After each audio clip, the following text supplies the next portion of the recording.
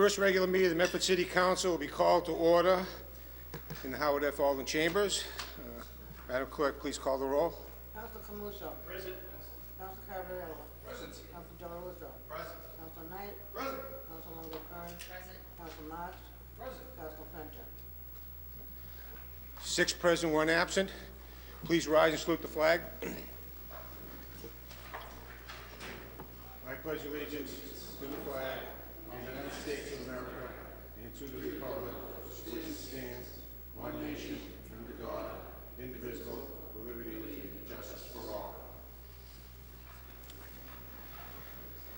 First order of business for organizational purposes, paper 15-001, election of a council president for 2015. The chair is now soliciting nominations. Councilor Cariello. Thank you, Mr. Clerk. I'll submit for nomination Frederick Delarusso for president. Second. Frederick Delarusso by Councilor Cariello, seconded by Councilor Camuso. Any further nominations? Move the nominations be closed. Councilor Camuso moved the nomination be closed. Madam Clerk, please call the roll. Council Camuso. Frederick N. Delarusso. Council Cavallaro. Frederick N. Delarusso. Council Knight. Frederick N. Delarusso. Council Longo Kern. Frederick N. Delarusso. Council Marks. Frederick Delarusso. Council Penta. Council Delarusso. Present. 5 in the affirmative, Frederick Delarusso, 1 absent. Frederick Delarusso, new council president. Please, guys.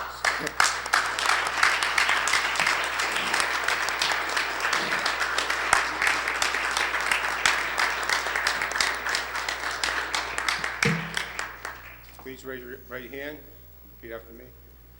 I, state your name, I, Frederick N. Delarusso, Jr., do solemnly swear do solemnly swear that I will faithfully and impartially that I will faithfully and impartially discharge and perform all the duties discharge and perform all the duties incumbent upon me incumbent upon me as president of the Medford City Council, as President of the Medford City Council, according to the best of my ability and according to the best of my ability and understanding, and understanding, agreeable to the rules and regulations agreeable to the rules and regulations of the Constitution, of the Constitution, the laws of this Commonwealth, the laws of this Commonwealth, and the ordinances of the City of Medford. and the ordinances of the City of Medford. So help me God. So help me God.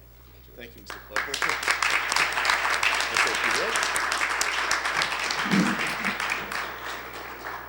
Thank you all very much. It's a pleasure to serve you all as counselor throughout the years, and it will be a pleasure to serve you and my honor to serve you all as council president.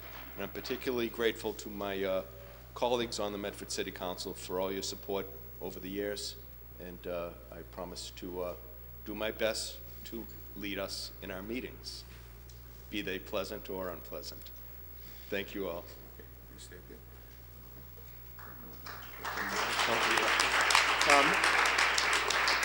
Madam Clerk, please record Councilor Penta present.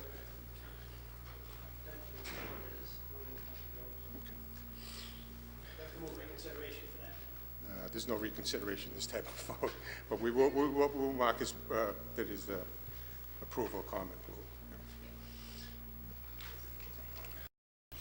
Okay, second order of business, paper 15-002, election of the council vice president for 2015. The chair is open to nominations. Councilor Camuso.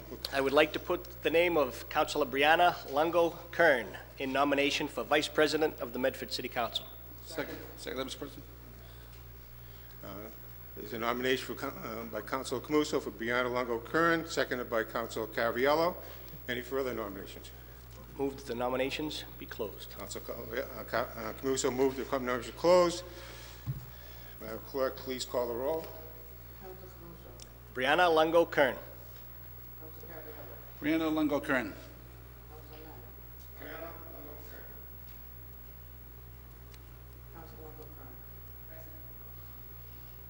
Council Marks. Brianna Longo Kern. Council Penta.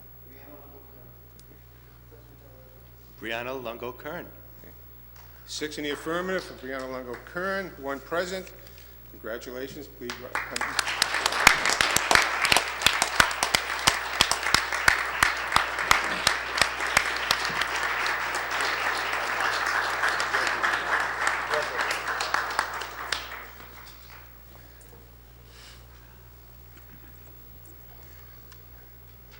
Please raise your right hand. Repeat after me. I state your name. I, Brianna Lungo Kern, Do solemnly swear do solemnly swear that I will faithfully and impartially that I will faithfully and impartially discharge and perform discharge and perform all the duties all the duties incumbent upon me incumbent upon me as Vice President of the Medford City Council, as Vice President of the Medford City Council, according to the best of my ability according to the best of my ability and understanding, and understanding, agreeable to the rules and regulations agreeable to the rules and regulations of the Constitution, of the Constitution, laws of this Commonwealth, the laws of this Commonwealth, and the ordinances of the City of Medford. and the ordinances of the City of Medford. So help me God. So help me God. Right?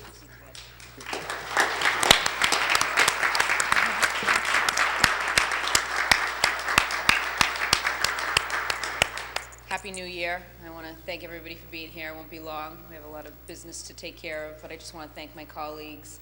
I'm honored to serve as the Vice President of the Medford City Council for 2015, and I thank you for your trust.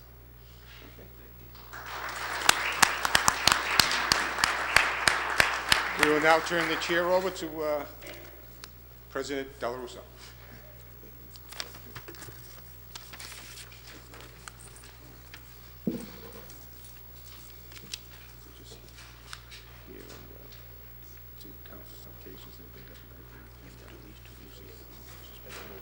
Our first order, or our next order of business this evening, will be the awarding of citations for the Medford High School girls soccer player Rory O'Rourke, the girls volleyball team, and the Medford High School girls soccer team. So if I could invite Councilors Musso and Knight to come forward to make those presentations.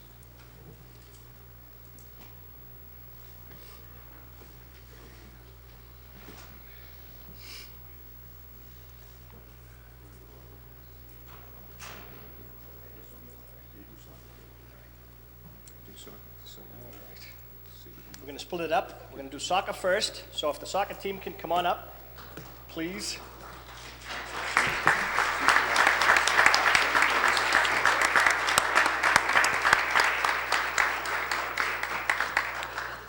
We have two presentations this evening for members of the girls soccer team. First and foremost, we have one individual of our Lady Mustang soccer team that was selected as the Boston Herald All-Scholastic team and selected as the GBL League Girls Varsity Soccer Most Valuable Player and GBL All-Star for the 2014 fall season, and that is Corey O'Rourke. Please come on down.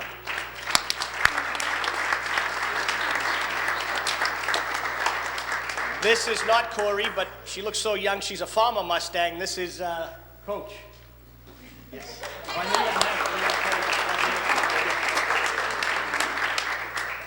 And now we're going to have members of the girls' team up here for being champions in the Greater Boston League of the Soccer League. So I'm going to read one of these council commendations.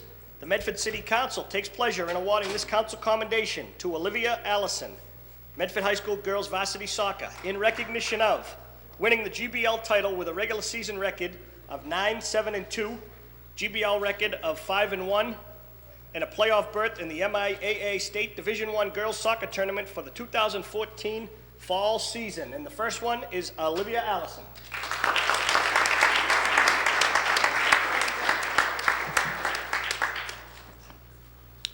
Dora Barrett.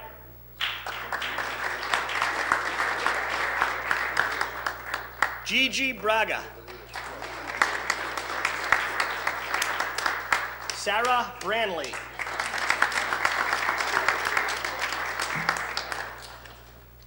Emma Dorosis.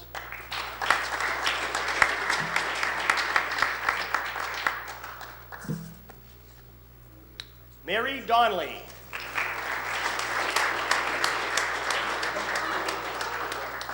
Hannah Gallup.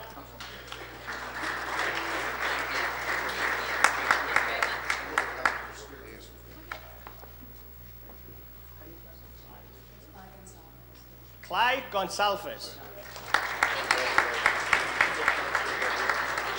Colleen Hardy.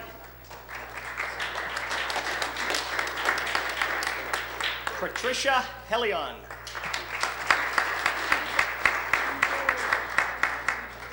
Haley Massa.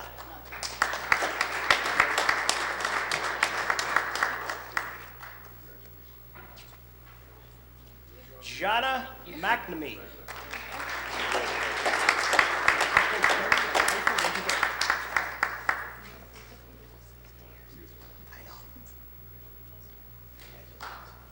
Talia Matarazzo. Julia Matrano.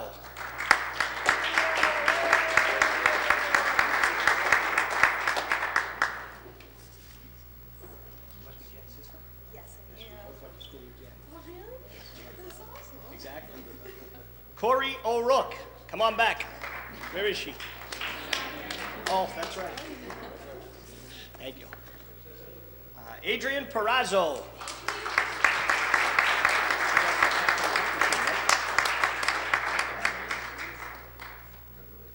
Congratulations. And Adrian Perazzo, as we all remember, she has been a captain of the hockey team since her freshman year at Medford High School. Very good athlete, as well as all these young ladies. Daniela Ramirez.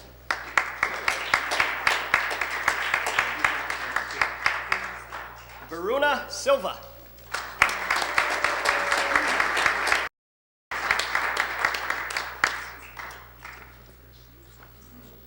Varuna Silva. There's two of them. And now we're going to call on Coach Perry, who has been with us for many, many years, not only as an outstanding athlete herself at Medford High School, but also a great coach and recently married. Congratulations.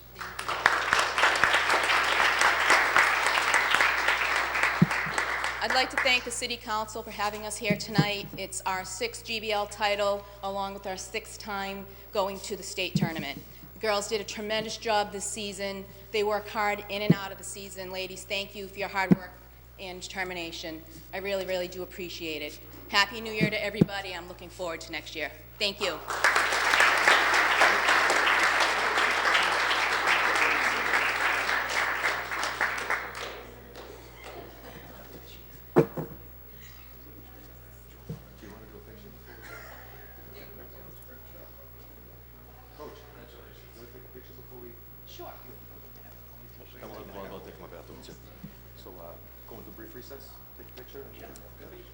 So we're going to go into a brief recess right here with agreement of the members to take a photograph with the girls' team, and then we'll move on to the volleyball.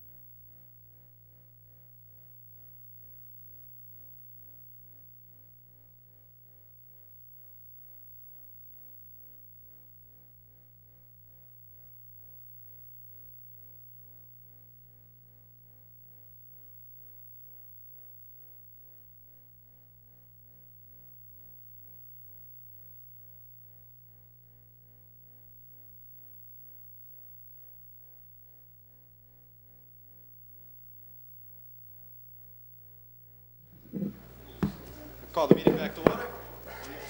We have a similar presentation for the girls volleyball team, who is also the GBL champions. In my hand here I have a citation that reads, "The Medford City Council takes pleasure in awarding this council commendation to Tyler Dyer, head coach of the Medford High School girls varsity volleyball team. in recognition of winning the Greater Boston League title with a regular season record of 10-8 and a playoff berth in the MIAA State Division I North Girls Tournament for the fall 2014 season.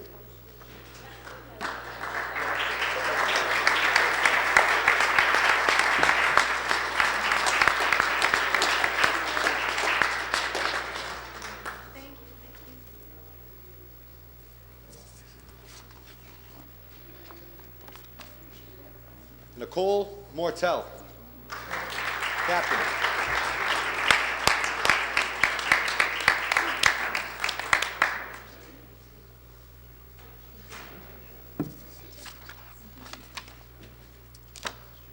Cassandra Ketty, captain.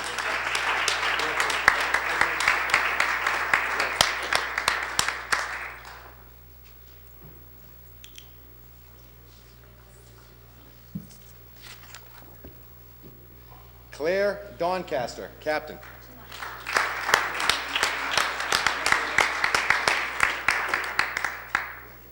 Callie Umla.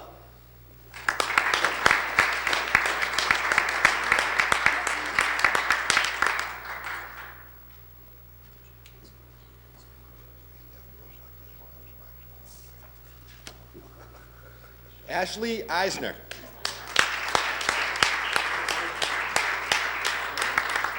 Helen Lamb.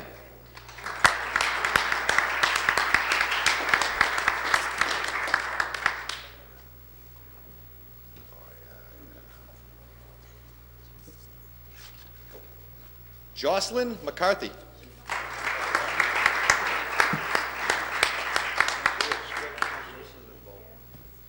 Katrina Reishi.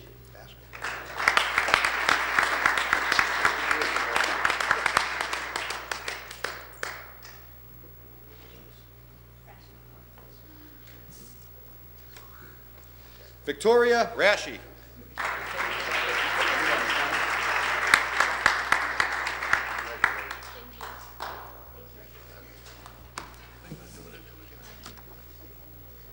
Renee Stodd.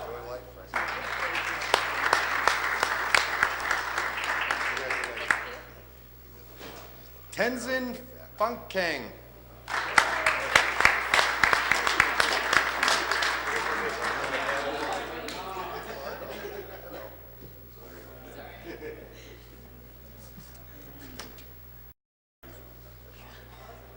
Brooke Paziali.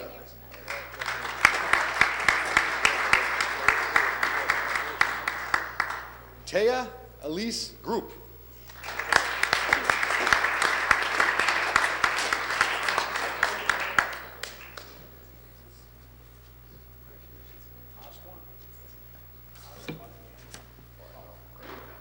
Nika Merville.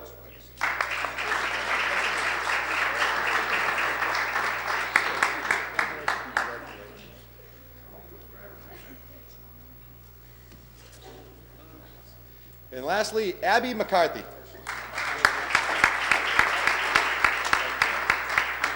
Congratulations to the 2014 Medford High School Girls Volleyball Champions.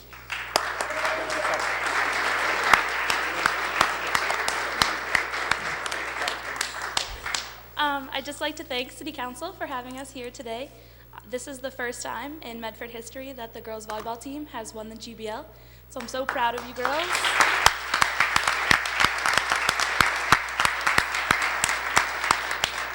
You work so hard all season, and I'm just so impressed with you, and I can't wait to get you all back next year. Thank you. I'm going to take a brief recess to take a photograph with the team.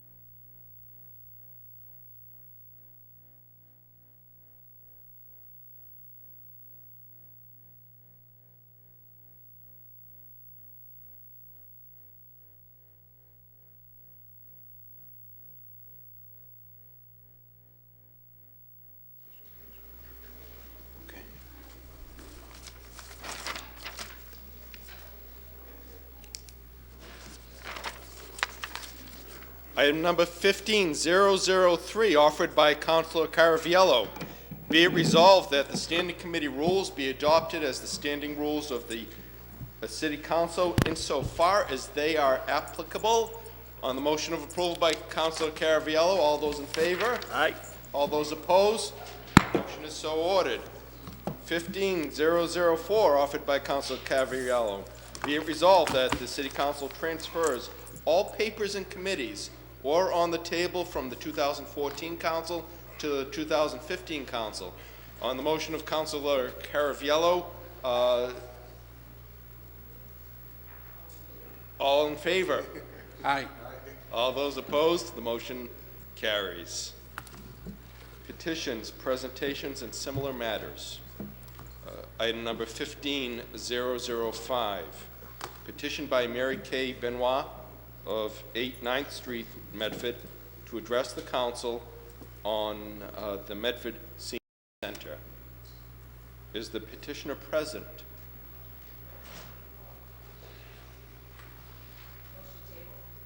On the motion of Vice President Longo-Kern to table, all those in favor? Aye. All those opposed? Motion's tabled. On motion number, item number 15006, petition by Joseph Viglione, 59 Garfield Avenue, Medford, to address the council on nonprofits' use of Medford's name. Is the petitioner present? Motion, I think the petitioner is entering the chambers as we speak. Mr. Viglione, your item is up for presentation. We'll give you a moment to compose yourself.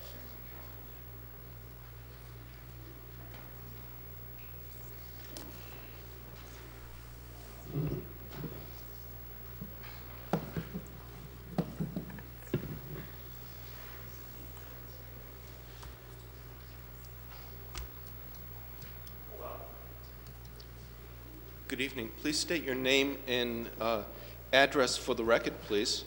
Good evening. My name is Joe Viglione, 59 Garfield Ave, Medford, Mass. Wow, you went through that pretty quick. Happy New Year, City Council. Congratulations, Council President. I'm sure you're going to be a fine Council President. Congratulations, Ms. Longo-Kern. And I wanted to talk about nonprofits. There are approximately 22,000 nonprofits in Massachusetts, over 1 million nationwide. And in Medford, we have had problems with sports and other entities not properly monitored. The core issue here is that the nonprofits in question, 3 of them, had people in power for 30 years, 25 years, and I think it's incumbent upon elected officials to monitor these nonprofits. Because someone has to. Where do you go to monitor a nonprofit? You can go to the Attorney General's office, you can go to the District Attorney, you can go to the Secretary of the Commonwealth, but what gets done? So now we have a new TV station up at the high school, but we have questions about where all this money went from the previous one. West Medford Hillside Little League was able to, through an insurance policy, recoup some of the funds, not all of them. I want to know what the elected officials in Medford, the school committee, the mayor, the city solicitor, the city council can do about looking closely at these entities. Because if you look at Martha Coakley's site, I know she left office, but the site is still up today. It says that these nonprofits, these public charities, are supposed to help the public, Council President. And in Medford, are they? Where is our community? We have an issue with pay to park. This is something that the nonprofits could work together to say, hey, when we're having an event at the Chevalier Theater, maybe it should be free parking on that evening. Without a solid government look at these nonprofits and how they operate, we're going to have the same old problem. Now, City Solicitor Rumley did a great job in 2008 with something we call the Rumley Report. It was written February 14, 2008, readily available on the web. But it was like going to a dead end. Our city solicitor worked very hard to find all this information, and the mayor met with that nonprofit at 2 pizza parlors. I don't understand, Council President. So in 2015, I want to know how we can govern these nonprofits better. They're independent, they have a board of directors, they have a president, but they just do things that are to the benefit of the board members. Even if they're being honest with the money, they still make it a closed club, some of these entities.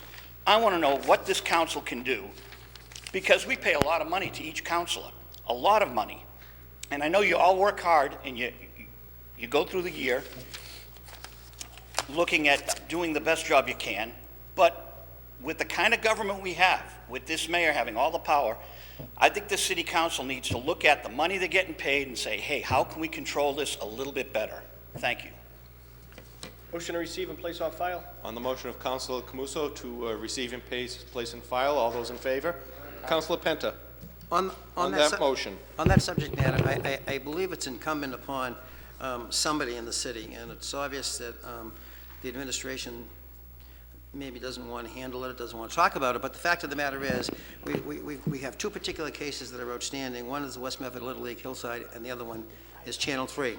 And Channel 3 has a large duty of obligation to the ratepayers who have Comcast television, and now for those folks that have Verizon television, because on a monthly basis, a fee has been taken out of your Comcast and Verizon bills for the purposes of giving you public access TV.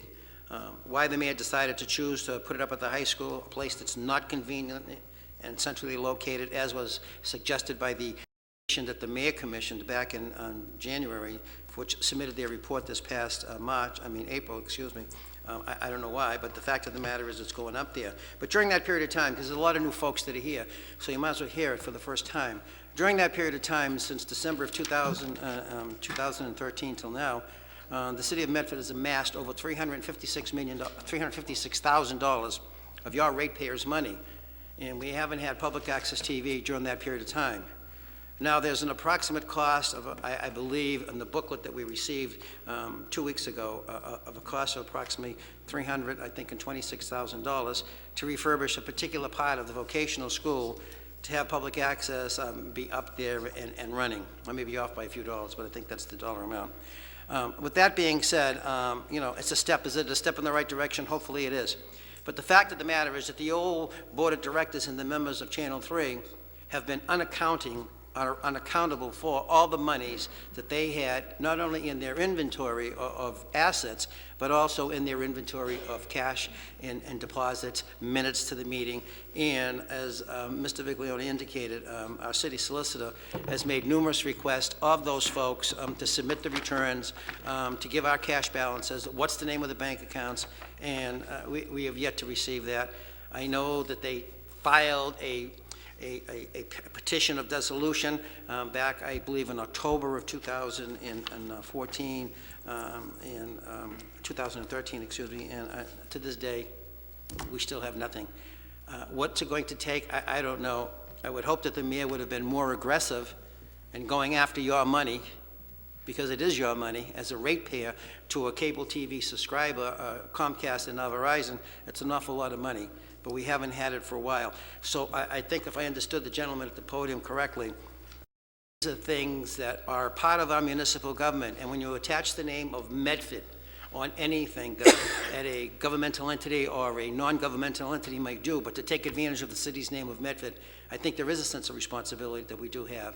And I would hope, Mr. President, under your leadership, there would be some sense of a committee meeting that would direct ourselves by way of maybe either policy or directing of the mayor to report back as it relates to these entities that use the name of Medford to their advantage, but to the disadvantage of the people who are using or playing or a cable subscriber that unfortunately has the name of Medford attached to it. So I think before you receive it and place it on file, there is a common understanding, I think, that needs to be made to cable TV subscribers, because I think if they knew each and every month Mr. President, that money was coming out of their cable bill since December of 2013 till now, and if they realize that the city is sitting on $356,000 of their money, and there was no public access station for all that period of time, I don't think that they would appreciate it, and I don't think a lot of people understand it, because that's a small little notation on your cable bill, but it's there each and every month, whether it's 97 cents or $1 something, whatever it might be. But I just wanted to say that. If I can comment, Sure. I'm under the impression that that amount that's been sitting dormant from all of our bills is actually a bit more, but I don't have an accurate rendering on that. And for all the money we pay in cable, and there's nothing ever on TV, Mr. Counselor. Right. Thank you. Thank you. Thank you. So on the motion of Counselor Camuso, Counselor. If I agree with Councilor Penter to the point, if people are going to use the name Medford, the city seal, or anything of that nature, then the city should be a watchdog. I think this has to be with websites that are out there, domain names, and things of that nature too, because people do maliciously name Medford for different entities, including the gentleman that just spoke. So maybe if we want to look at this, we'll look at anything that contains the name Medford and get a hold of it. And I look forward to doing that under Councilor Penter's recommendation at the subcommittee. So if we can send that to the appropriate subcommittee once the subcommittees have been reorganized, we'll certainly bring that up. The gentleman is at the podium. Thank you very much, Council President. Let me clarify. My petition's about nonprofits that use the name Medford. Anyone in this community who is a taxpayer and who is a resident can use the name Medford any way they want, as long as they're not wanting to overthrow the government or, you know, things of that nature. But come on, nonprofits using the name Medford or what I spoke about, and there's a certain individual on this council that likes to engage in subterfuge, and it is wrong. Nonprofits using the land, using ballparks, have to be held accountable, and that individual that spoke up should have been the first person looking at the books, not enjoying benefiting from TV3 in violation of the Internal Revenue Code. So he ought to shut his mouth and let us do the city business that he doesn't want to do for that money, and I would appreciate him not speaking because for obvious reasons. Well, with all due respect, as long as I'm sitting here, This Christmas, Sir, no we'll respect conduct for you, Council ourselves President. in a decorous This individual I do not want in my life. I'll get a restraining order on him. Joe, good luck to you. I think there's a lot of people out here that want him on you. So good luck to you in your future endeavors, Mr. Viglione.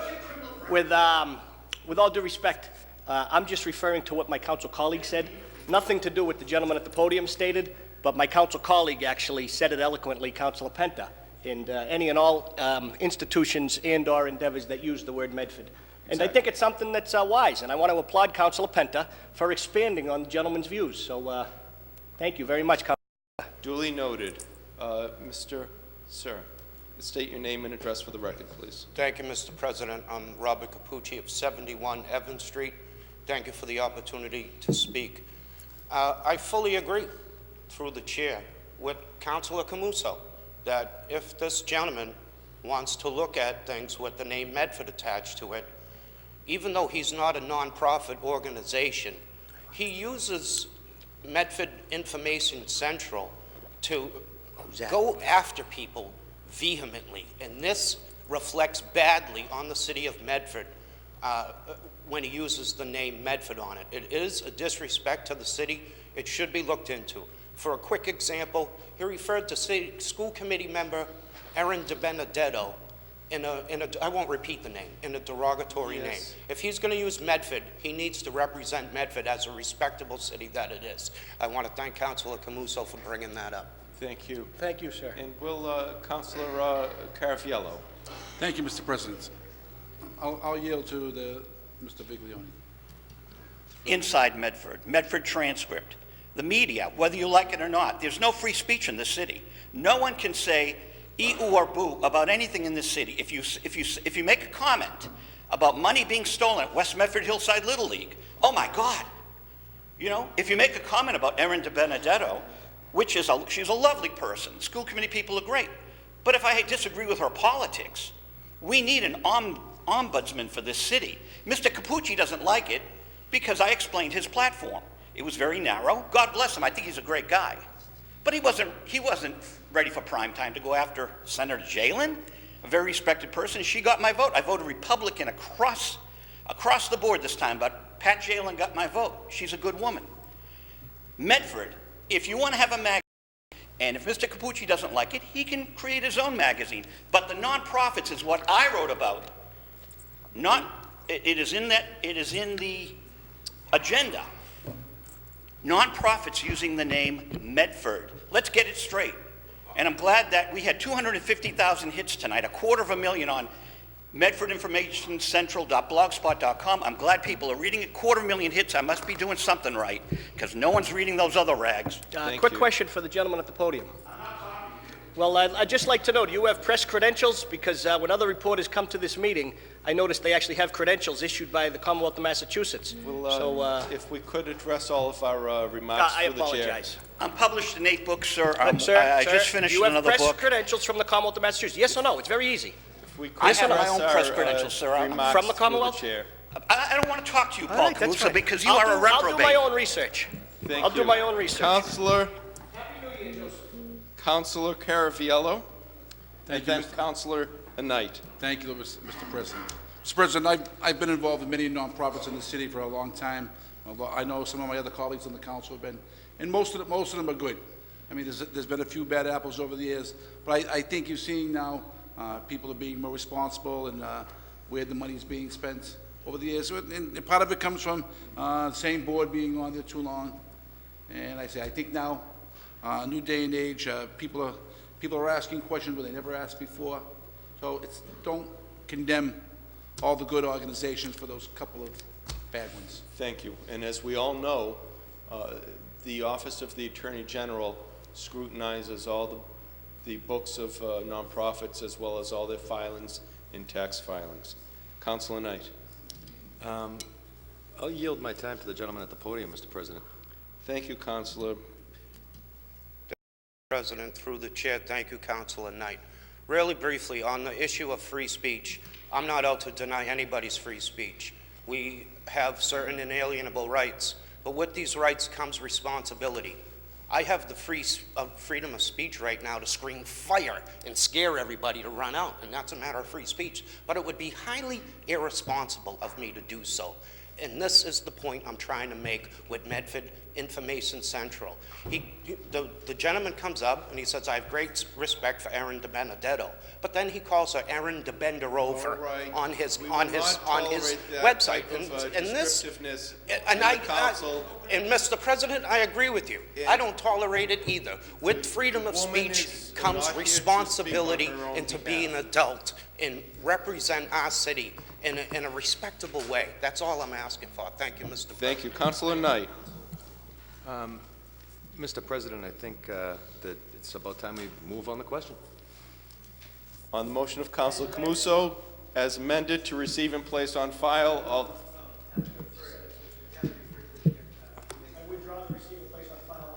And as amended to be sent to the appropriate committee once those committees have been... Mr. President, may I be so bold to suggest that Business and Economic Development be the appropriate committee that be sent to? On the motion of Councilor Knight that the paper be sent to the Business and Economic Development Committee. There may be a new committee you may want to find. You may want to eliminate some committees. Point of information, Mr. President. At the present time, we adopted the standing rules of the committee, so those committees are presently enacted until we make a change to the rules of the standing rules. Your point of order is so noted and regarded, and so to that committee as indicated by Councilor Knight. All those in favor? Aye. All those opposed? So moved. Folks, I know there's a number of you that want to speak here on a particular matter. We're just going to tidy up one more piece of business, and then we're going to do that. So on the motion of Councilor Caraviello for suspension of the rules to take a paper out of order, all those in favor? All those opposed? Number 15-007, request for expenditure from Law Department claims over $1,000, account number 10-151-5762. Date, December 23rd, 2014. To the President and members of the Honorable Medford City Council from Mayor Michael J. McGlynn. Claimant name, Dorothy Dixon versus City of Medford. Date of accident, April 16, 2012. Date of settlement, December 23, 2014. Date of trial recite, non-applicable. Amount of request, $5,000. Claimant's attorney, Jeffrey C. Levy, Esquire. Description of alleged claim. The claimant, Dorothy Dixon of 4 Kilby Street in Woburn, seeks compensation for personal injuries. Motion to waive the balance of the reading and give a brief synopsis, Mr. President. On the motion of Councilor Marks,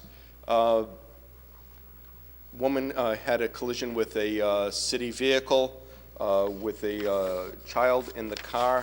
Driver had some injuries regarding some $4,392 worth of medical bills and total settlement, which will exceed that eventually, and the total settlement is for $5,000. We have the representative of the Office of the City Solicitor here. If you could just state your name and address for the record real quickly. Thank you, Mr. President. Councilors, Kimberly Scanlon, 75 Ashcroft Road, Assistant City Solicitor for the City of Medford. Thank you very much. On the motion of approval for Councilor Camuso, Mr. Clerk, please call the roll. Any item over $500 of expenditure must be approved by roll call vote. Councilor Camuso. Yes. Councilor Caraviallo. Yes. Councilor Knight. Yes. Vice President Longo Kern. Yes. Councilor Marks. Yes. Councilor Penta. Yes. President Dela Russo. Yes. With a vote of 7 affirmative, none negative, the motion passes. Thank you. Thank you, Mr. President. Motion to hear members of the community and Chief Sack under Rule number 33. Do I have a paper on that?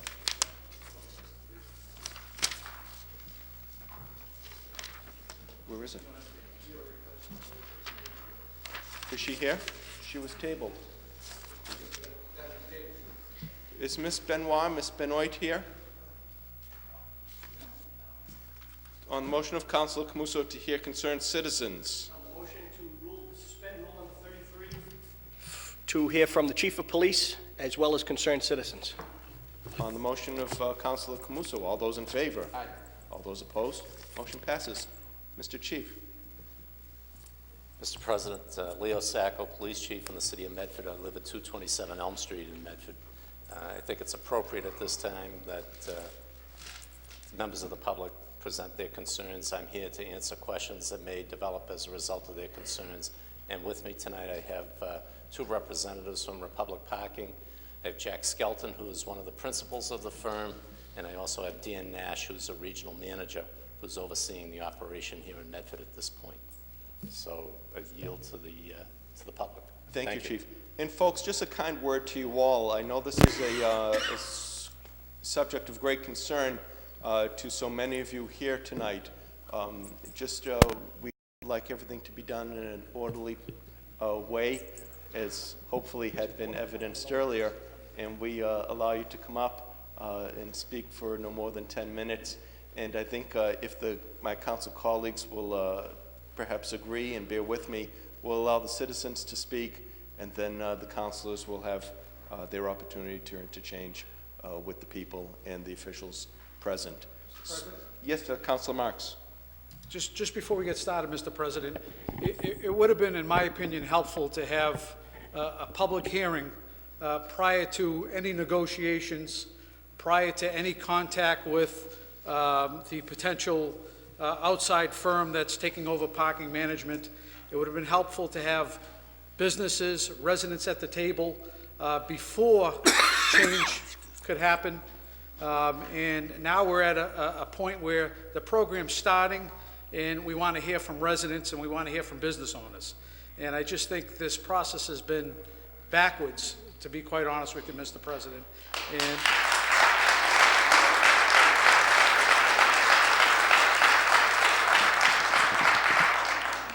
And I'm hoping that Chief Sacco's here tonight, and there's 2 gentlemen from Republic, but I'm hoping some of what takes place tonight, the comments that we hear, doesn't fall on deaf ears, because as we've seen just over the last couple of weeks, that the administration has made several major changes to his pay for parking proposal based on input, which should have been had months and months ago.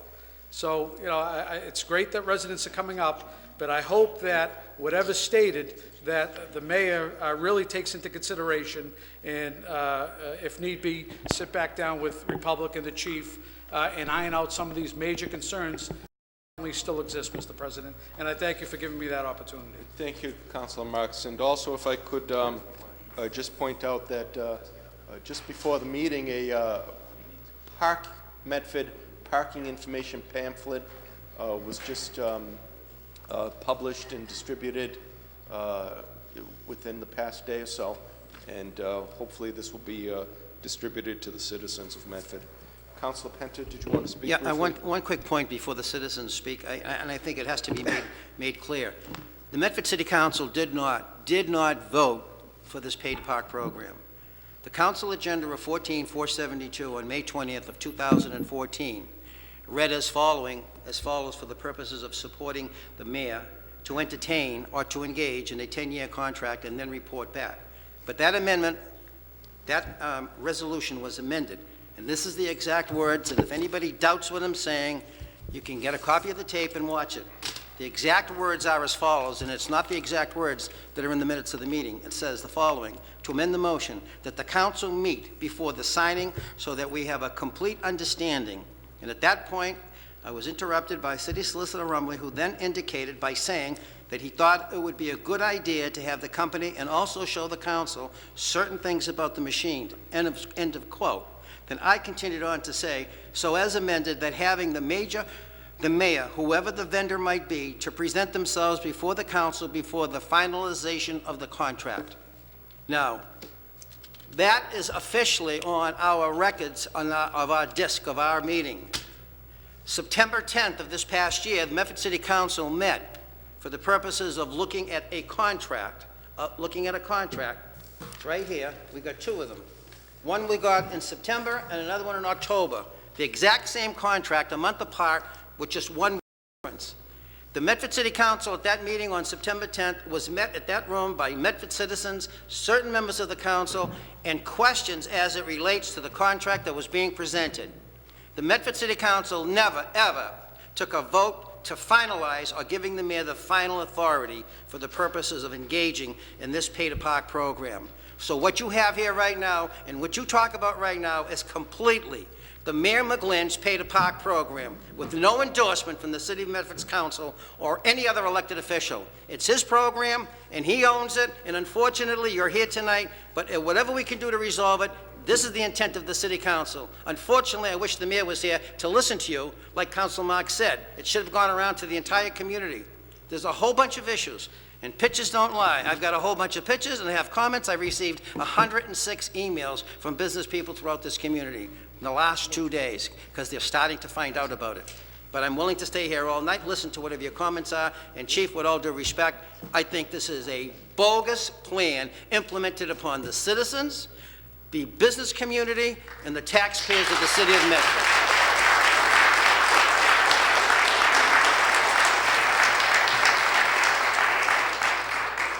Thank you, Councilor Penta. We'll now open up the podium to citizens who wish to speak.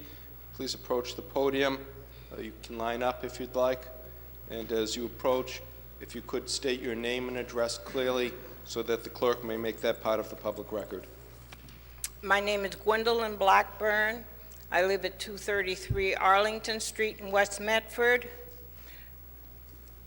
Congratulations on becoming the president, and congratulations for being the vice president. I was coming before anybody was coming up here, because I served on the committee with Councilor Marks. I was very happy. I've lived in Medford for 51 years. And whenever there is something that I can do to help this city, I have been willing to serve and to help in any way possible. I served as an administrator in the Medford Public Schools for 32 years. I know a lot of people, know a lot of kids. And we always tried to do things the right way. When I was asked by the mayor to serve on a parking enforcement committee back in 2009, Councilor Marks, you have to help me. I'm getting old. It seemed to me like something I really would like to see happen, because I felt that there were places certainly in the city where we needed to have enforcement, some enforcement. We went around to a lot of different places. I haven't been down here before because Councilor Marks has been talking about what we did. And then the nights that I thought I would come, it was either pouring rain, it was very cold or something. But at this point in time, with what is going on and what has happened, without any knowledge of the citizens, unless some of you got the knowledge that they were going to be putting these stanchions or whatever they are in the street, I thought it was important. The businesses are going to be suffering. There's a house on High Street, number 418, and if it was my house, I would take a sledgehammer and it would be on the ground by now, because in front of that house. I don't know who went with these people, whoever they are, and showed them places that these so-called kiosks or whatever they are, who showed them where they should be, because they are in many inappropriate places. The other part that happened, when we had our committee, we worked with the businesses. We had a public meeting, and there was standing room right here in this council chamber. The business people had an opportunity to tell us what they would like to see. And we made that report, and I love the chief. I'm not going to pick on you. He was our chair. And he went with us to every city and town that we went to see what their program was like. We got a lot of good information. We thought that it would be good to have some of the senior citizens, such as they have in Malden, to go around and do the parking enforcement. At one point, when we did have an opportunity to have a conversation with the mayor, he spoke about a kiosk at that time. We said, no, we don't want kiosks unless, like Arlington, they're in parking lots. That is not what has happened. He thought on the street. We were opposed, and maybe not all of us, most of us on the committee, we were opposed to having kiosks on the street. Have people come put money here or there or wherever, and then walk 8 spots down the street so that you can go to, maybe you're going to, as he said, Medford pastry, but it could be on the corner. We were opposed to all that. We wanted to have, and the businesses wanted to have some meters, and we agreed to talk about having meters on the street. The police officers, who have a lot of things to do, they wanted to do the enforcement, and that was fine. But we also felt that some of our senior citizens could do that as well. We're in a situation now that from what I'm told, that we're stuck for 10 years with these things. We don't even know anything about them. No one has contacted us. And whatever you have that's going to be mailed to us, people are being stopped on the street and they're being told, you have to put money in these things. Well, I know they're called kiosks, but I could call them something else. But I think that we have been really dealt a really bad hand at this point in time, that we were not given the respect as citizens and taxpayers. And by the way, my tax bill went up again. But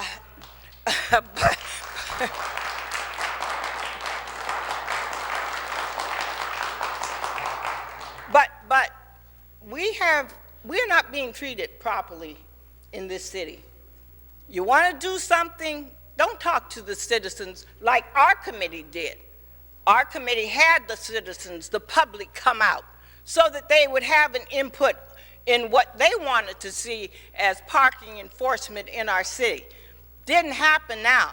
Next thing we heard, we had kiosks, or next thing I saw these things coming up around different places on the street. I guess there's one up on the steps of the cemetery, or right in front of the steps of the cemetery. I've gone up and down the street to see where I can find some. I don't understand. I don't understand why people are being stopped now and told that they have to put money in these things when we have not even gotten any mail, and I had heard we were going to get a letter or some direction as to how it works. I was also told that if you go down and talk to the mayor, if you have a place that you would not like to see it, go talk to the mayor, and the mayor will tell you, go see, well, I can't do anything about it. You need to talk to, get in touch with Republic or whoever they are. What do they know about our city? We had a wonderful city. There was a man up here last week, I believe, from West Medford, who had a lot to say, and I wish I could have been here with him so I could have applauded what he had to say.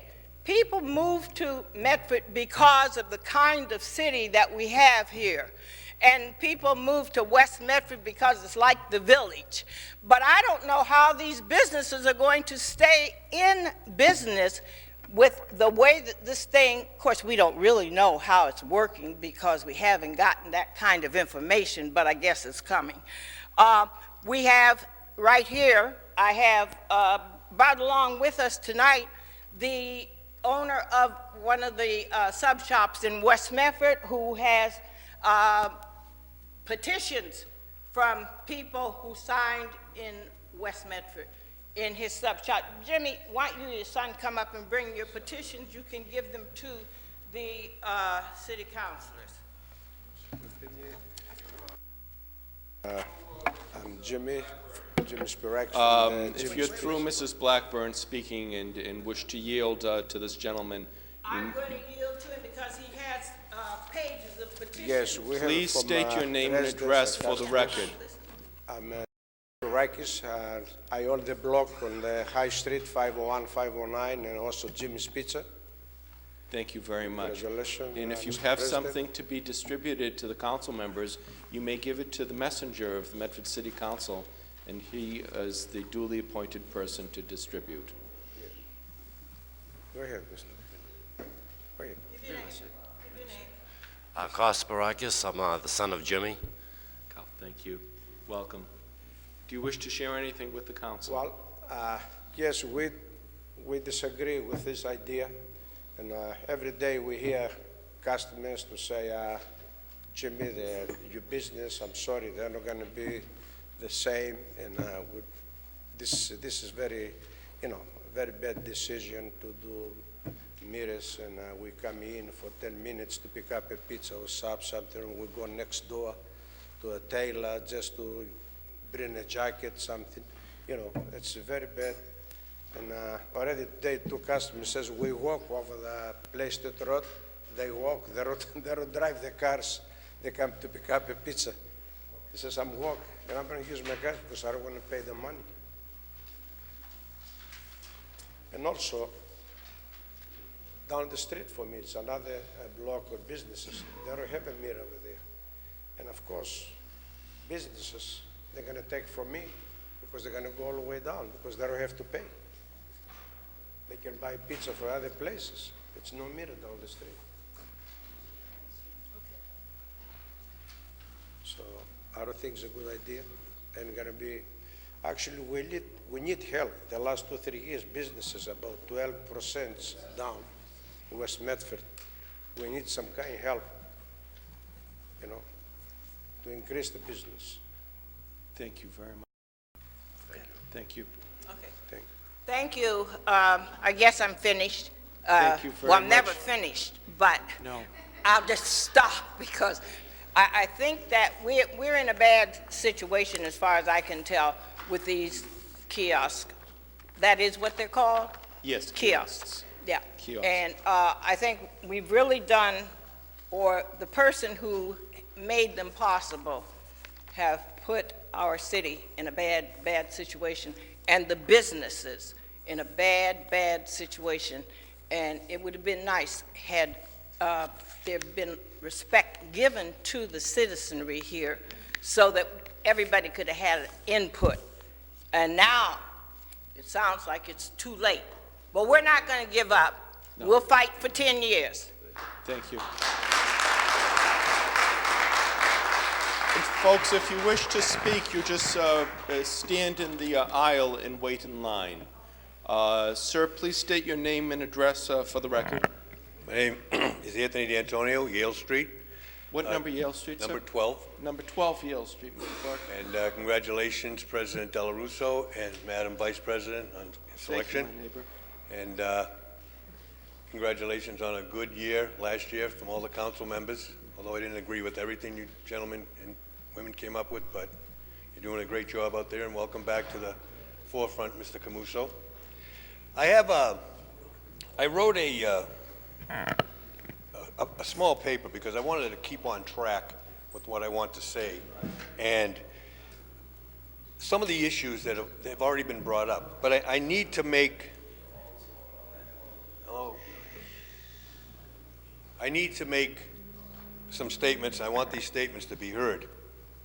So forgive me if I am redundant in what somebody else has come up and said, but starting off, Sir, if you could quiet down so that the speaker can be unimpeded.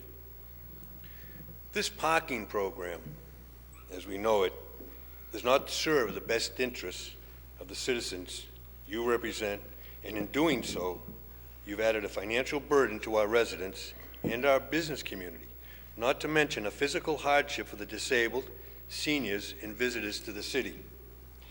I will not debate the logistical nightmare in the conception of this program, now known as Park Medford, because many questions still need to be answered.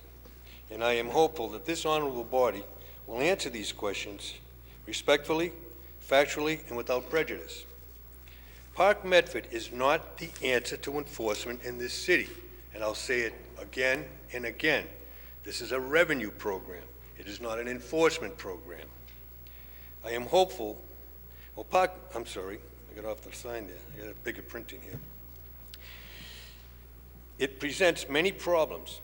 Among them are inaccuracies, ambiguities, favoritism, short-sightedness, and, most glaring, common sense and respect to our citizens, to the businesses, and to our men and women on the police department, including our traffic supervisors, all of whom are quite capable of doing the job. Excuses about not being able to add to our public safety budget are just that. It is a sad state of affairs when the hard work, tireless efforts, and recommendations of Mr. Marks and Mrs. Blackburn and other members of the Traffic and Parking Study were totally ignored. Due diligence was certainly missing and lacking in this presentation of this parking program. One cannot orchestrate a tumultuous program such as this in the manner in which it was done. It appears, most definitely, there has been selective placement of kiosks.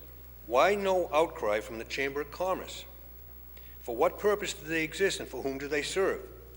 They stood by mutely and watched as certain businesses remained free and clear of kiosks while other businesses did not. Some politicians lack business experience and business sense. Not all, but some. But the smart ones, the ones who truly recognize it is their responsibility to work on behalf of the citizenry, will reach out and put the business paradigm on the table in an open forum, not behind closed doors at the expense of the taxpayer.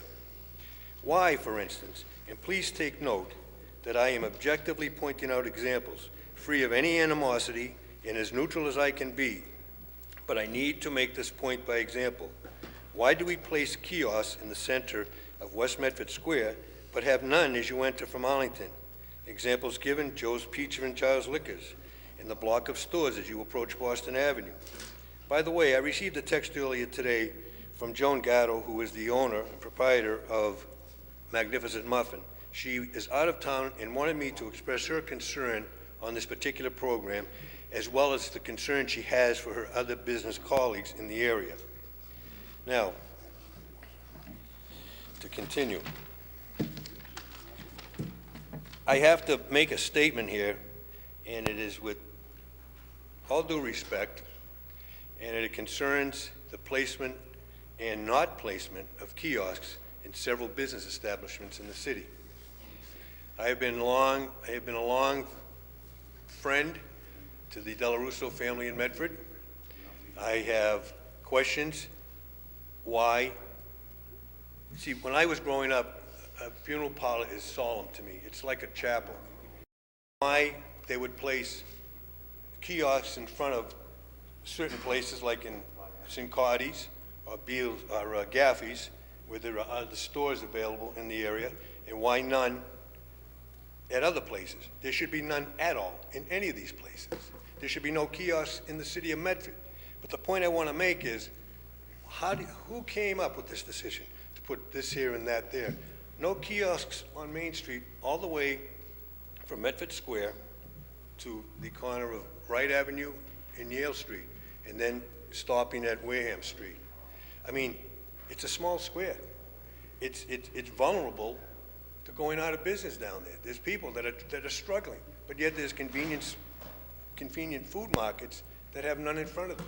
I find it hard to believe that anybody would put a program together like that. And I'm sure that the people sitting on the council really didn't have much to do with the placement of the kiosk. I'm pretty sure, I know they didn't, but I just don't understand the concept, the idea, and how it was put together. I also think it's unconscionable that kiosks are put where people worship, where parents go to pick up their children at the library or at school, and that 2-hour and less free parking is available in certain areas, and other areas have kiosks and patrons who are required to pay. No enforcement on Sundays. That's another question.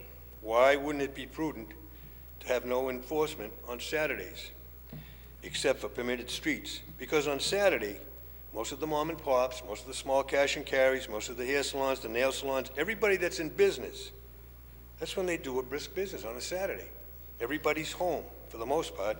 Everybody is out shopping. So why do they need to be punished to pay, and then on Sunday, there's no enforcement? And here's a fact for you to digest. On Sunday spells disaster for our neighborhoods that have permit parking and are positioned on the periphery of the smaller squares. Most businesses are closed, it's a family day, and we will have to put up with noise, more noise, incorrectly parked vehicles, blocked driveways, more garbage thrown on the streets and sidewalks. Then there's trying to hold spaces for expected company. Is this what we get for our tax dollars, a demise of our quality of life? And here's a real eye-opener, and I don't get this one at all. A 7 a.m. start time for enforcement. I mean, where did that come up? 7 o'clock. How many people are on the road going to their jobs and typically stop at certain stores to grab a coffee, a scratch ticket, or some other commodity? Why are certain businesses being punished? Hell, they'll go someplace else, and who suffers? We all do. This program is lacking true parking enforcement. Can you not see this? In closing, I stand by my belief, and on my own, as a concerned citizen and a former mayoral candidate and former business owner outside the city of Medford. This is wrong, this is wrong, this is wrong. Thank you.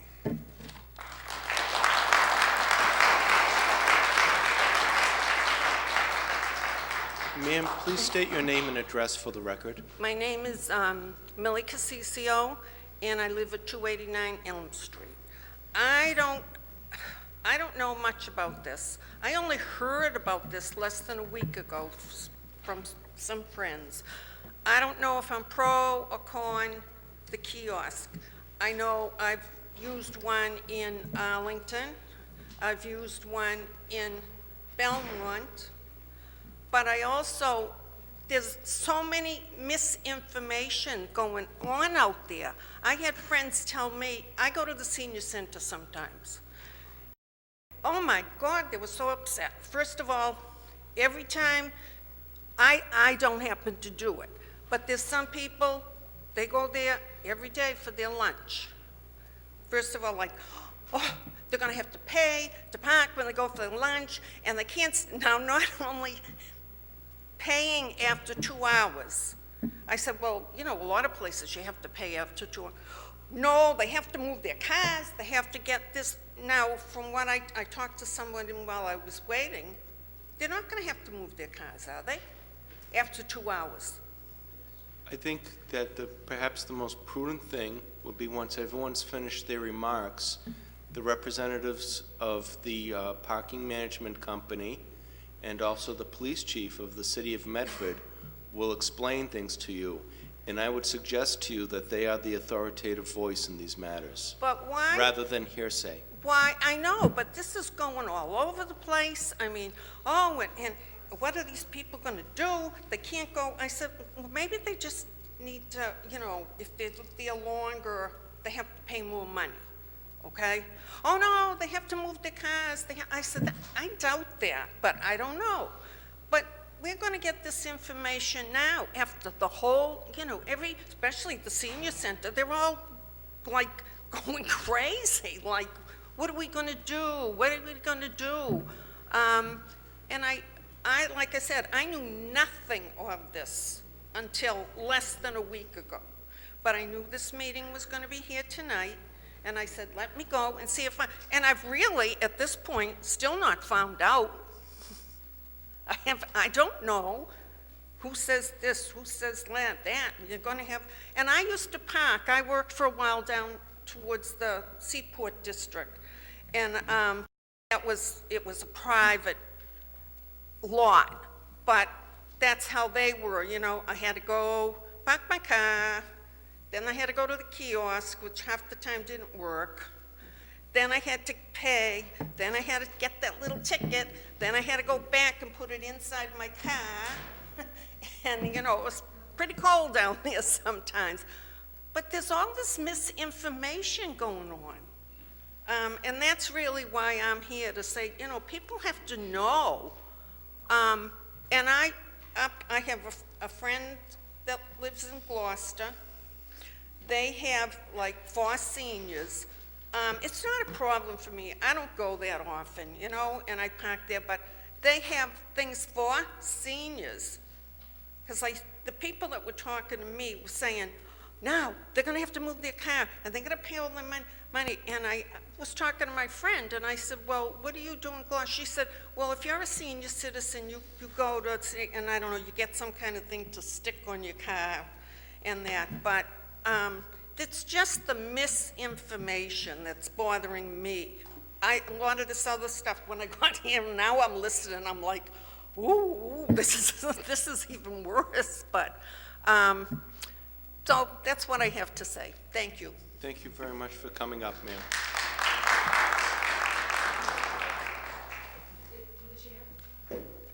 Yes, Councilor. Thank you, President Dela Russo. If we could have the Chief of Police or somebody from Republic answer that question. I know other councils probably got an email regarding the senior center.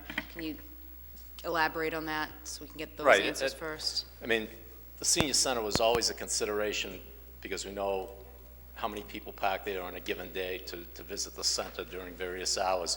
We've been trying to get the exact number, or as close as possible to the exact number of vehicles involved, and designate an area in that lot that would be free so that they could go have their lunch, participate in the activities, as well as some of the volunteers that work there that work with the seniors. So that's a work in progress. As I said 2 weeks ago at the council meeting regarding the parking, there's going to be a lot of fine tuning, there's going to be a lot of tweaking as this goes along.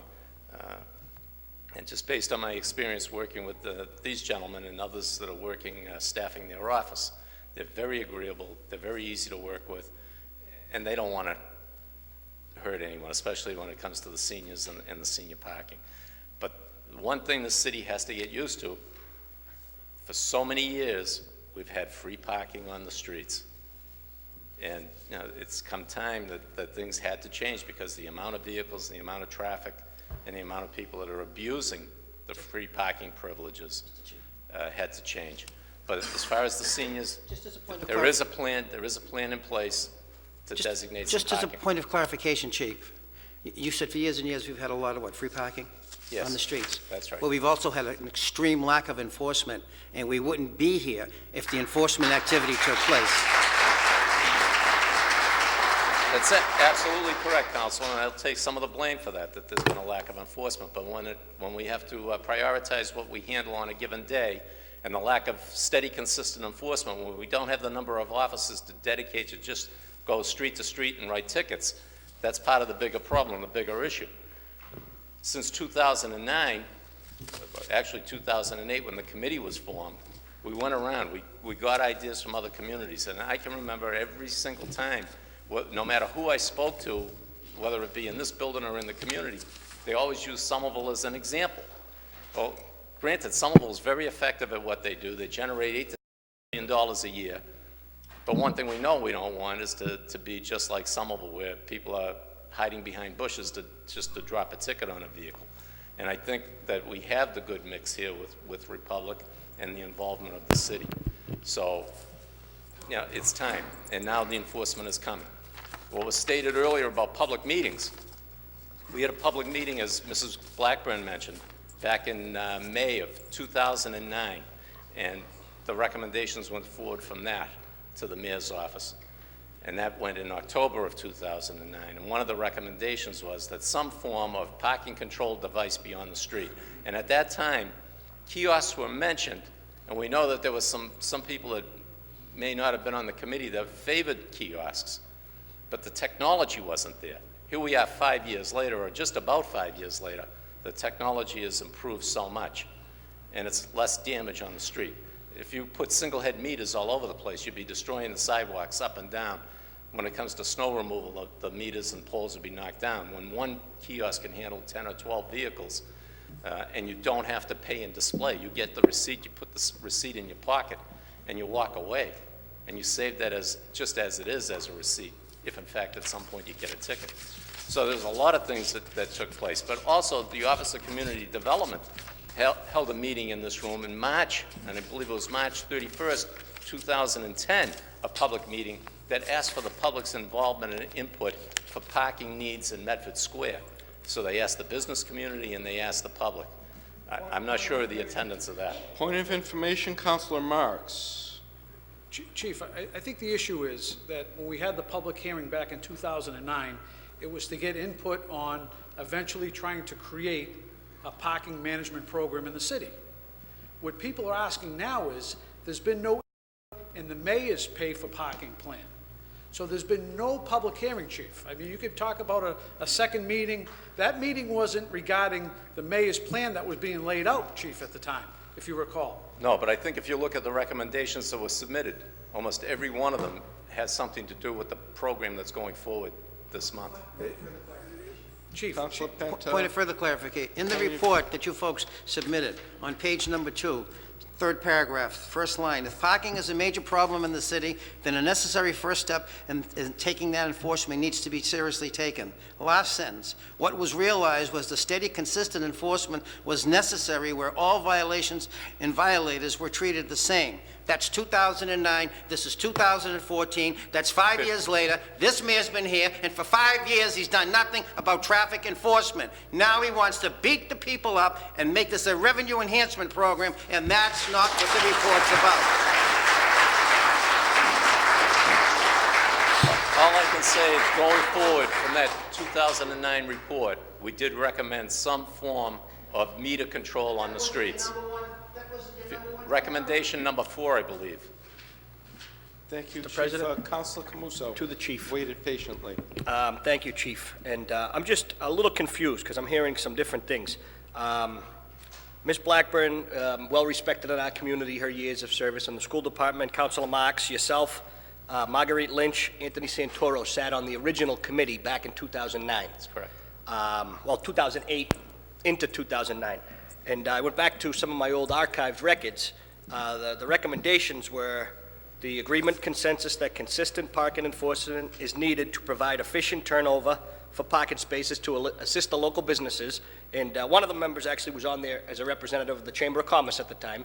And it's like any other agency or group turnover, so it's who was sitting there at the time. Number 2 was this particular group recommended parking controls are needed, meters/kiosks, freestanding pay stations. That was number 2 for the recommendations. And it goes on to say that the parking rules must be fair and consistently enforced. Now, this was back in 2009. Leading up to this, I know there was a first bid that went out that consisted of parking enforcement with a parking garage element at Medford Square. There wasn't the votes on the Medford City Council to support the garage at the time, We actually have members that don't even sit on the council anymore that were here for that particular, those particular discussions. I would have rather have seen the garage built with strict enforcement and then look at other areas. But as far as all the recommendations, it looks like a lot of them are with this plan. Now, leading up to that, one thing that I disagree with totally on the mayor's plan is, and I said this at the Committee of the Whole meeting back in January, I would have rather seen the freestanding meters. I think senior citizens know how to use them. They're much more user-friendly. But I also see the total other side of it where up near Tufts University now, people that are living in our community and utilizing up there, everyone, they don't even go into a coffee shop without cash anymore. Everything is debit card, credit card driven. But there is the technology out there that could be standalone meters with kiosks. And I made that loud and clear known at the meeting in January.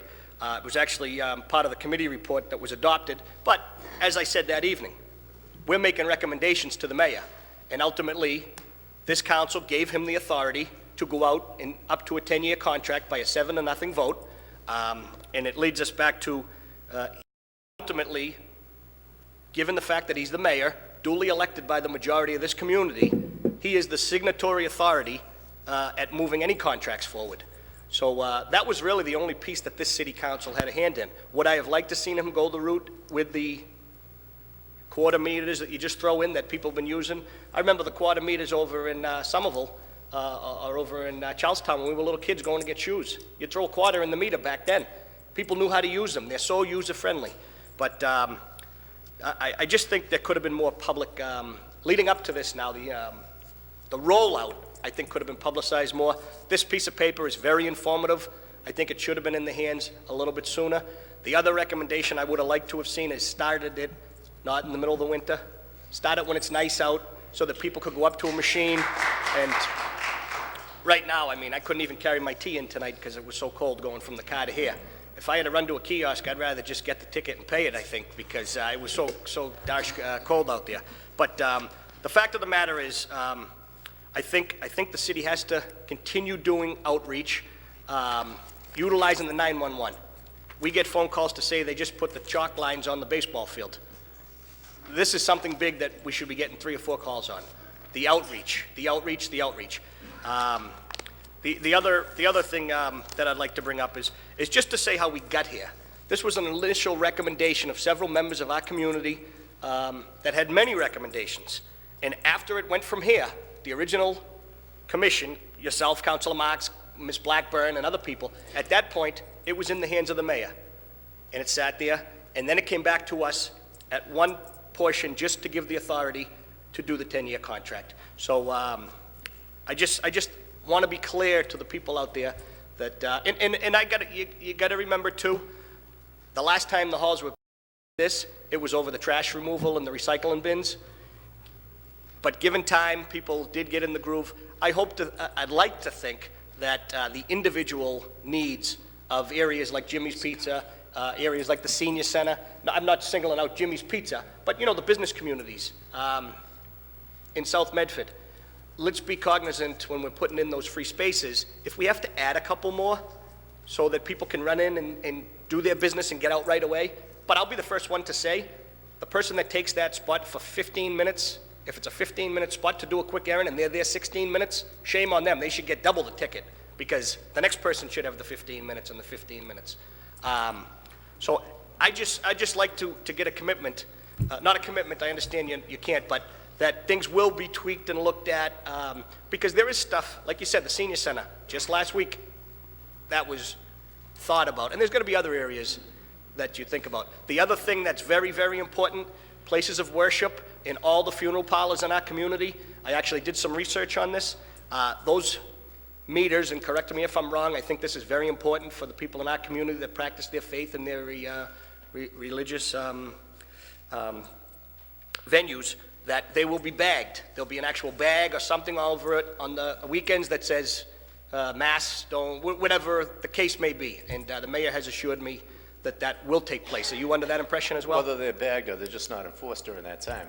I've been assured that any of the wakes, any funerals, the consideration will be given. As a matter of fact, Ron DeFranzo was an unofficial Yeah, I saw committee the names. member, and he was As well chairman as of the Freddie West Popio, Medford our Business city Committee, treasurer. So he was aware of what was going forward, and he's been totally agreeable as long as he could be assured that if he had a service going on at his facility, that it would be okay. And as I said before, the Republic folks are good about that. Not a problem with that, not a problem at school pickup for St. Joseph's, drop off and pick up at St. Joseph's. Any of those things are more of a common sense way of doing the business. And the other thing that I'm glad the mayor listened to this council on, because I actually made a recommendation back when we had another piece of this whole puzzle, the other area where the city council was involved, it was the language to combine two of the commissions and give the authority to one commission rather than an off-street parking commission and a traffic commission. You get too many hands in the soup gets spoiled. So we successfully, as a council, passed that, sent it to the State House, the governor signed it, and it came back. But one recommendation that I made, and it's in the official records, were to have resident parking only, commuters, because too many people from Winchester, not only some of them are coming down here and taking spots, they're leaving their trash in our trash barrels because they have to go to the dump in Winchester. And that is totally unacceptable, and quite honestly, it's larceny as far as I'm concerned, or illegal dumping, because it's our taxpayers that are footing the bill on that. But it is, up to this point, I do see some tweaking getting done, which I think people have to understand that this is a slow process, similar to the trash barrel situation, where I had more phone calls on the trash barrel similar to this situation, and how many people were going to need 3, 4, 5 barrels. And if you talk to the DPW, there's not many households that actually purchased the additional barrel at the time. But in Winchester, Winchester is totally expanding their program right now as we speak. They just put their brand new kiosks in Winchester Center, and actually our kiosks are better. Well, I haven't used one yet because I haven't, but at least the numbers are bigger. In Winchester, the keypad is tiny. It's tiny, and I know this council wanted to make sure that everything was ADA compliant, and the mayor is very serious when it comes to that stuff too, as yourself. But that's all I really have to say at this point. But what I stated regarding the initial report, pretty fairly accurate. Yes. Because I'm hearing different things that committee never wanted kiosks or meters, but now when you look at it, it's actually one of the recommendations. So just to clarify that piece, I think initially the committee itself, we were looking at, okay, we had a lot of signage out there, we had a lot of time limit, we could have done time limit enforcement, but every community we went to, they had some form of device on the street, and most of them had the meters at the time because the kiosks weren't as reliable as they are today. But when we had the public meeting, and I'm not sure if you had that piece of that document, when we had the public meeting, the majority of people, if not, I think barring 2 people who were in attendance that night, a lot of support for it. All wanted some sort of meters or some sort of control on the streets and then enforcement of those meters. And I have the notes here that Alva Erickson had typed up from that meeting, and almost everyone, there were 2 that were against meters and parking enforcement in total, and everybody else wanted to see some sort of control device on the street, whether it be a meter, whether it be a kiosk, and at the time, it was loud and clear, I remember it. The push was meters because we didn't know what a kiosk was. I'm still for meters. Kiosks, that was what it was at the time, but now, time has passed. Here we are almost 5 years later, and the technology has improved so much, and the kiosk gives you... Point of information, Councilor Marks. I just want to make sure that Councilor Camuso just outlined the process since 2009, but maybe just unintentionally, but between 2009 and today, the mayor appointed another committee. Oh, yeah, City Hall employees. Well, that hasn't been mentioned at all. Well, because it's his ball, I said. Well, I'm just saying, yeah. The mayor appointed another committee. That committee consisted of all his department heads. We know that. So not one person, I didn't sit on the committee, Gwen didn't sit on the committee, Ron DeFranzo didn't sit on the committee, Anthony Santoro didn't sit on the committee. These were department heads, and the mayor devised a plan. So I don't think it's accurate to sit back and say, based on recommendations that were made 5 years ago, that this is how the mayor went forward, because that's not what took place. The mayor went forward, working in a vacuum in his office with his department heads, with no input from anyone. And that's what we're seeing here tonight. I think I stated that. Well, you might have stated that, but you've been supporting this from day one. Now, all Absolutely. of a But sudden, it you're was going to change your heart. No, Councilor, it's Yeah, your well, recommendation to bring you got a meters in. crowd up here, you got to change your heart now. Councilor, All with of all a due sudden. respect, I took the same exact votes in Yeah, this whole program as you and every other member of this So, council. Mr. President, just So, if I could finish. if I- you I- clarification finish is already your been done. point just of if I could information, point. please, yes. The two major issues with this is that when we as a committee met, and Gwen can speak for herself, when we discussed about who was going to do the enforcement, every discussion was in-house personnel. Yeah. It was our crossing guards. It was retired police. The mayor took the proposal and outsourced 95% of this. So that's a major part that the mayor changed. Major part. And just my other point. The other point, as the chief mentioned, and Ron DeFranco, who's on the committee, also mentioned, and Ron Gwen DeFranco mentioned- was not on the committee. Yes, he was on the He committee. was an ex officio Yeah, member. he was on the committee. Oh, You he- didn't attend any of the meetings, so don't talk like You're you the did one there. that brought the meters to the city. Don't talk like we you've been could there. make So, this point. If I could, Mr. President, and the second big issue, one was the outsourcing, and the second was that we as a committee wanted steady enforcement, parking enforcement, with the existing signage. The mayor took that around, wrapped it around, and made it a pay for parking enforcement. So the two major components were thought up in the mayor's committee with his department heads, and had nothing to do with our committee, and we have a committee member that was here tonight that can attest to that, and Ron DeFranco mentioned that. So I don't like the fact that the mayor's looking now for a scapegoat to blame anyone on this parking, when he should look in the mirror and he can see himself, Mr. President. Thank you. If Councilor Camuso, if you'd like Thank to you. complete your remarks. I can conclude with two things. And just to follow up on what Councilor Marks said, and I did say that after the recommendations came by his committee for all these recommendations, it was in the mayor's hands. He's the signatory authority and the only one. And to say that I supported it and now I'm not, we all supported it. 7 members of this council had our, I didn't support this land. we didn't have, no, You might have. Councilor Penta, if you could make Point a of clarification. point of All the council clarification. voted for To give the was to authority. authorize the mayor to go Correct. forward and look into a 10-year contract, because we had 3 people come. All 3 of them had a 10-year proposal. It was over a 3-year minimum, for which the procurement officer said, these are what the people had to come in with. And the council voted with an amendment that the council meet before the signing, so that we have a complete understanding.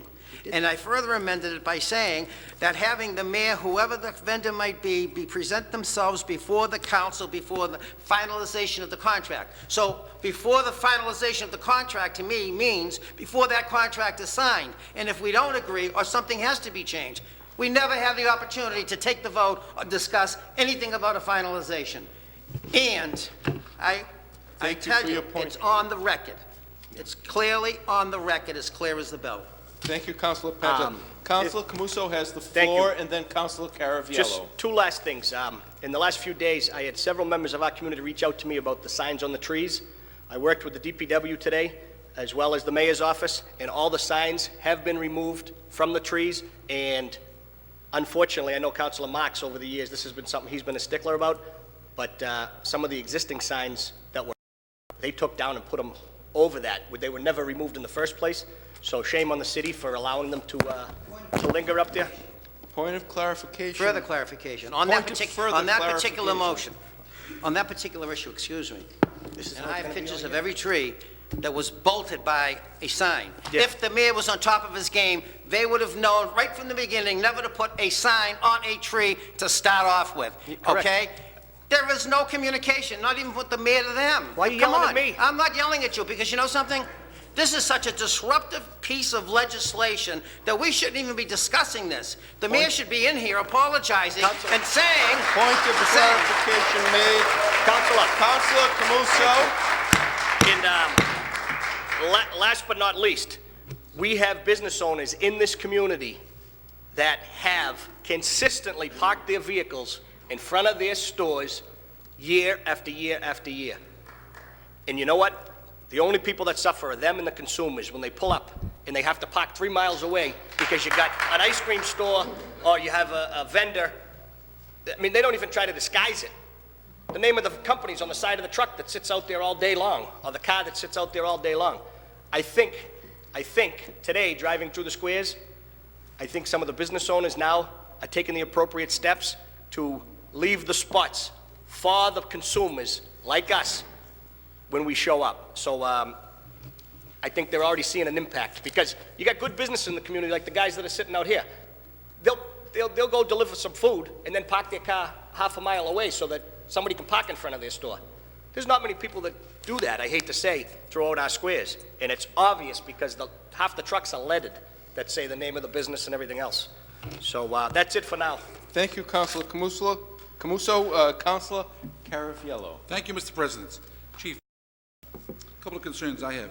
The time frame, who decided on 7 to 7?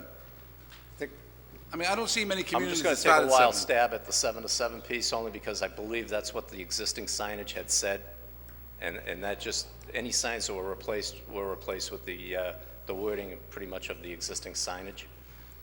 You know, I don't honestly believe that parking control officers will be out there at 7 a.m. Well, I know, but, you know, people... And I know that they plan on staggering hours so that they can cover the entire city. I mean, you know, one of my concerns, I'd like to see that the time be changed to 8. At least 8 to 6 or something, you know.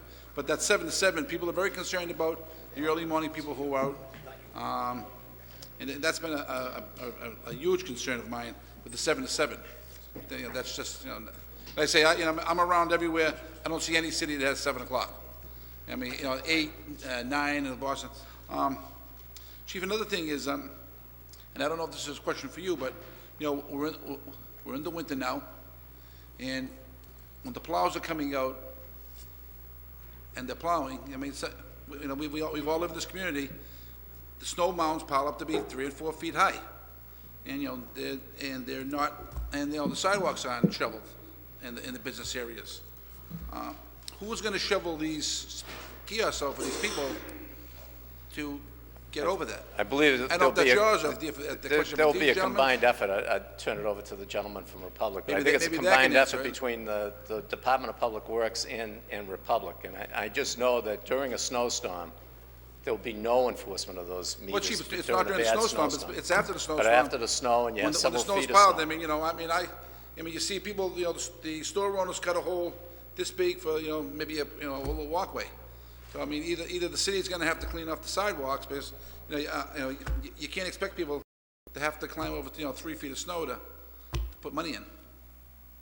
I mean, can the gentleman answer that? Maybe he can answer that question.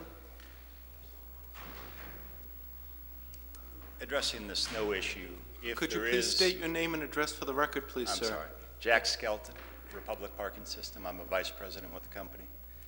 I thank you for coming out here tonight. Oh, glad to be here. In a snow situation, if the kiosks are unreachable because of snow, there will be no enforcement. But the plan is to have them dug out as quickly as possible after a storm. We deal with this in many cities across the Northeast. Now, who does the dig out, you or us? We'll be working with Public Works. Okay. Another question, which is everyone's asking about, is there's multiple stories about handicap parking going all over the city. How long you can stay, where you can stay, where you can't stay. Can you explain the handicap issue? Sure. By state statute, handicap parking is not to be charged for on the street. At all, now, As if I long understand as- this right, because someone in my family has a handicap, you can, as long as they're parked in a legal spot, correct? Correct. They cannot block a driveway or a fire hydrant Now- or something like that. But as long as they have their placard properly displayed, they will not be issued a citation. If they forget their placard and they're happen to be issued a citation, they can come into the office and we'll take care of it with proof of the placard. No. Are they subject to the same 2-hour constraints or 1 hour, whatever they have to be? Or can my wife park there all day? They're expected to maintain the 2-hour time limit just like every other citizen would. Okay, see, now there's a lot of confusion going around about, some people think is they have a handicap pocket that they're going to be able to park there all day. That part of the ordinance has not been changed. Okay, so they can only park for whatever, the 2 hours or 1 hour, whatever, is that, Chief, is that correct? Is that what we gonna? During the same information that you had, Counselor, it was my understanding that they would not, they could park all day. That they're not held to the same time limit requirement. That's just my understanding, and they could park in any legal parking spot. Right, so they can park all day or they can't park, that's? But that has to be determined. but Who's my gonna understanding, determine- well, I have to look up the law. You're the chief of I police. have to I look mean- up the law and talk with the folks at the Registry of Motor Vehicles that issue the placards. Okay, let's see, because that's, and I think part of the problem is, there's a lot of misinformation going around on, especially on that issue. And what about the loading zone issue? The loading zone? Yes, I'm getting a lot of businesses asking about the loading zone areas. How long can I park my, I own a store in the square, and I park in the loading zone. How long am I allowed to stay in that loading zone? There are no real loading zones in Medford Square. Well, not in the square, but no other... designated loading zones. The loading zone in West Medford Square... Well, there's one in West Medford. was posted, and it was not posted properly to start with, but it was, commercial vehicle is 15 minutes, and passenger vehicle is 5 minutes, so they could run in and run out. Okay, so... It's not a loading zone that's supposed to be all-day parking. In West Medford, there is a loading zone. There is a sign that But it's says not loading zone. supposed to be all-day parking. What I'm saying is... So the loading zone... Drop off, 15 get in, minutes? get out. 15 minutes for commercial, 5 minutes for passenger. 15 minutes for commercial, and 5 minutes for... And the same thing will be taking place at the Hillside, Boston and Winthrop. The same. Point of information. Point of information, Councilor You're Penter. telling me in that loading zone up on the hillside, somebody goes in there, they're gonna have, and they wanna get some paint, and they have to stir the paint and shake it up, they have to be out in 5 minutes, or they're gonna get a ticket? 5 minutes, you just said. Yeah, I mean, we have to be reasonable about it. Well, that's but the whole what- thing about being reasonable here. Why are we discussing Point of all this after the information, fact? I don't Councilor, understand this, Camuso. Chief. Point of information, a loading zone, my understanding, is for doing deliveries to the company, or the company doing a quick pickup and heading out, correct? It's not for Right. customers, a But loading then- zone. But the nature of a certain business, if it's one of those, No, but he's talking about getting paint shaken up. That's a customer going in and getting paint shaken up. It's a loading zone. He just said for commercial and residential purposes. Well, I challenge you to go up there and buy some paint and see if you get a ticket when you come out, because that's not the purpose of a loading zone. Thank you. Points both well received. The floor Thank- goes thank back you, to sir. Councilor No, Caraviallo. All these municipal lots, again, misinformation, I'm hearing that the lot in Medford Square behind, on Governor's Ave, is now business only. No- absolutely not. Absolutely So not. is that gonna be- The restriction that's there today is the restriction that was there last year and the year before. Business parking along the wall Well, see, that goes now, up against not your 15 fault, but Governor's Ave. I've been told by people in the square that, your people are telling them, don't worry, park your car in the lot there for businesses. No, anyone we've spoken to in the square, any of the businesses in the square. That's that not what I we've was told spoken to, yesterday, Chief. The business parking is along that wall, that back wall. Everything in the middle and anything that's parallel to the Colleen's down to Gaffey's is not business parking. Business Point of further- permit. They'll be point of held further- to the time limits that are posted. Point of further clarification. Additional point of further clarification. You have Councilor 3 different Penter. time limits in that parking lot. How come there's no kiosks in there? You have a time limit against the wall on the back of Salvatore's, then you have one for the business people on that wall, and in the middle you have 2-hour parking. You have 1 hour, you have 2 hour, and the back of the wall parking. There's 3 different parking types in that parking lot. But what's your question? Why isn't there just something that's consistent? The clarification, what is it? Why How isn't can it you have 1 consistent? hour, somebody, because they parked their car parallel, compared as somebody parking it horizontal? What difference? Because we're trying to accommodate, we've been trying to accommodate the businesses in Medford before this parking plan was even in place. Those signs aren't anything new. Those are the signs that were there. Well, that hasn't been enforced. And we wanted to have people be able to go into Colleen's or go into the sub shop, You've the made roast your beef point, shop. Councilor Penter. No, The floor is going there's to a corollary revert point to to that. There's a Councilor. corollary point to that. You go up Governor's Avenue. How come if you go up Governor's Avenue, you've done nothing with that? It's 2 hours on the right going up and 1 hour coming back on the You left. have a chance to have the floor, Councilor. Councilor Caraviallo? Thank you, Mr. President, again. Back to the municipal lots. Okay, so Medford Square is just gonna be the same as the back lot? The back row is just gonna be the way it's been, correct? As it was posted in the past, it's remaining the same. Okay. Now, as I look out here, in the back lot here, I only see 1 kiosk way up here on the side of the building for that whole lot. Shouldn't there be more than 1 kiosk? I believe there is a second one, and I think they're just repositioning where the second one is. Now, what about, are you putting one in the Yale Street lot? Yes, that one is due. Because of the weather today, they weren't able to do the pad. They have to pour a cement pad because it's an asphalt surface, so they have to do concrete. Now, I'm receiving calls from other people about some people in the Haynes Square area park in that lot in the back at night, are they gonna have to have their car out there in the morning?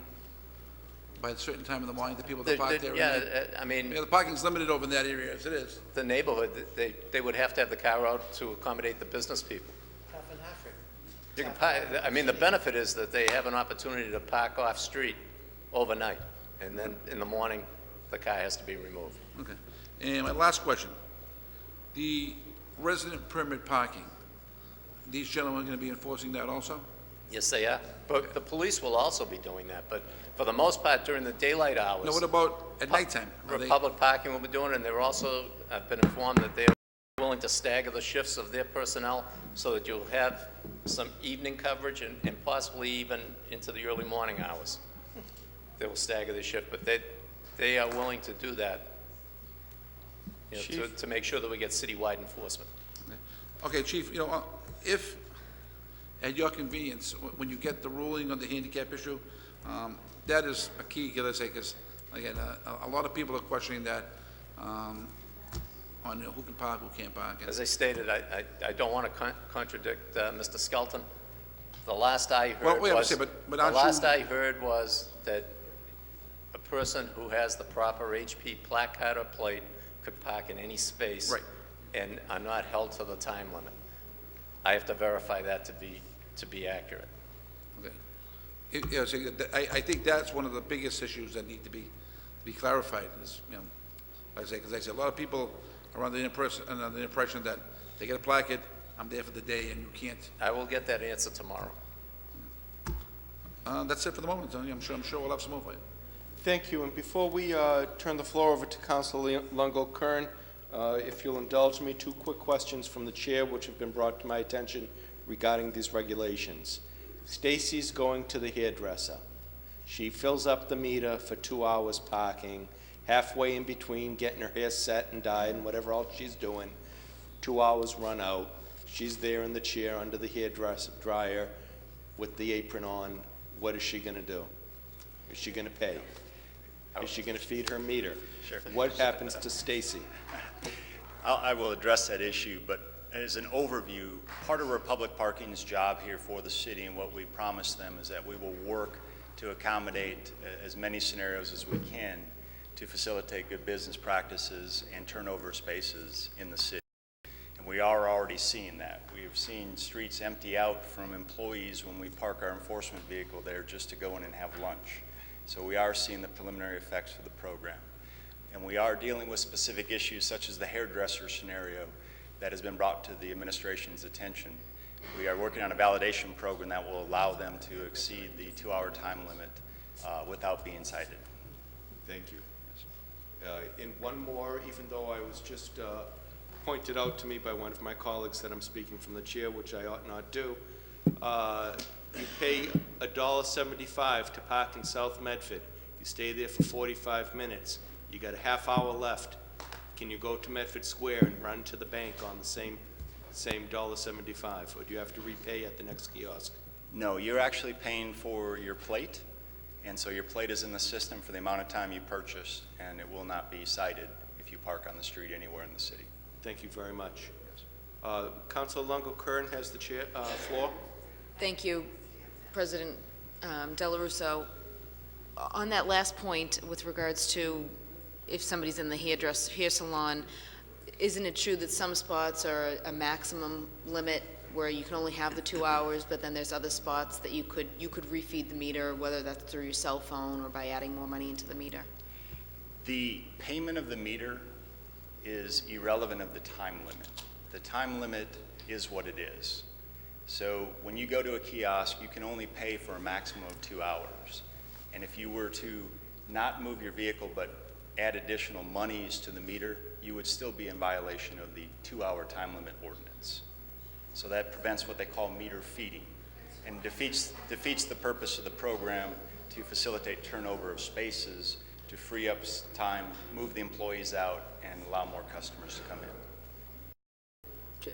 I believe that we were told incorrect information that at committee of the whole meetings, we were told that certain spots would not be limited and you could add more money.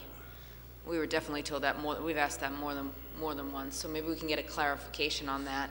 Chief, I don't think Chief Sacco was at, I think we had 3 city council committee of the whole meetings when we were told some meters could be refed. If somebody was in a restaurant and they were exceeding the 2 hours, it could be refed through your cell phone. There were some that were going to be the max, but then there were others that, am I recalling that correct? Oh, for 2 hours? Up to the 2 hours, but. My other question is, so Chief, for the senior center, when will we know how many and where, how many spaces will be free and where those will be placed? When is the goal time frame for that scenario? I'm hoping by the end of the week we'll have the concrete answers, and we'll just have to look and identify where the best spaces are to accommodate the center. And those spaces will be clearly marked? Yes. Okay, and then one other question you had mentioned, and I got an email on it today, with regards to people dropping off their children at St. Joseph's School. I'm sure, I don't know if this is going to be an issue at St. Ray's, I'm not sure how much parking is at each school, but specifically St. Joe's, parent wants to run in, drop off their child, and run back out. How do they know they don't have to feed the meter at that point? I think in all of those examples, a school drop-off, a daycare drop-off, a school pickup, and a daycare pickup, we know people aren't hanging around for long periods. You know, there'll be consideration given during those times. How will Republic know where the daycares are placed? Which schools need this? I think we've already kind of identified those locations, and I'm open to hear any may pop up along the way, but I've already, pretty much heard the list of all of the concerns for those types of operations. Okay, thank you. Mr. President, just if I could. Thank you, Councilor Longo-Kern. You're finished. Councilor Knight was next. Councilor Marks, do you have a point? And we also have many citizens who have yet to address us. And I think you're eager to speak. You echo my sentiment, Mr. President.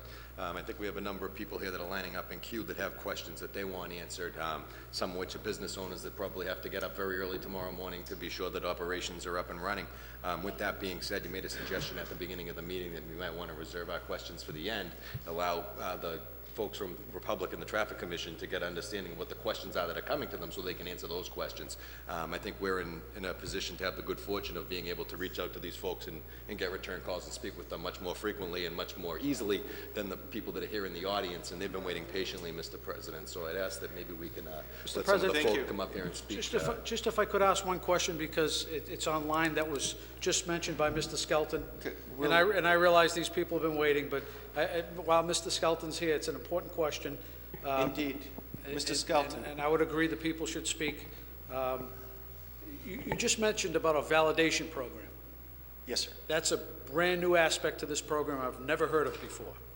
And the way it was explained to me is, what was just mentioned by the council president, you're going to allow business owners to reach out to Republic and say, these 5 plate numbers on Tuesday are going to be here for an extended period of time.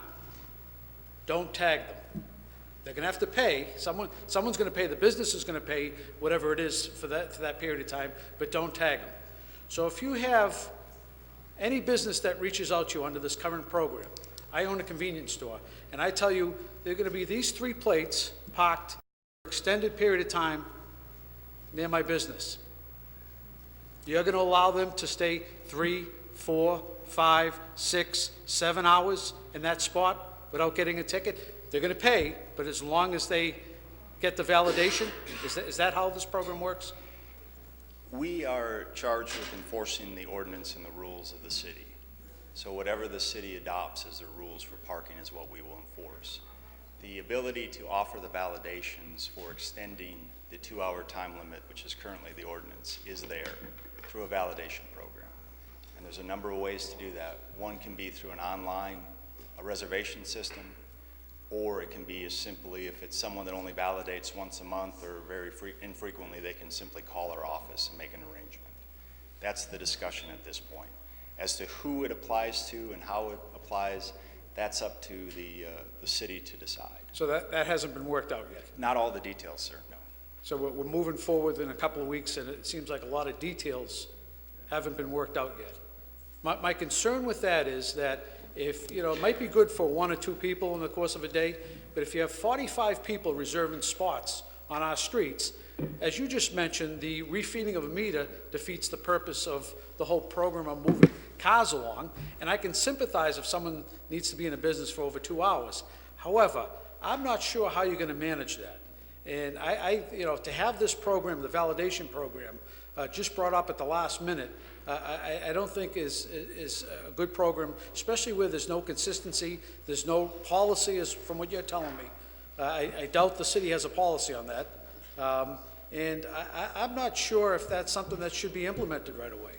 And I know the mayor's trying to appease anyone that makes a phone call to him, but I'm not quite sure that's in the best interest of our city as a whole. And it may not be a question to you, but I'm very concerned about that program, because potentially anyone can give you 7 plates. Any business owner can call and give you 7 plate numbers and say, please don't touch these Tuesday.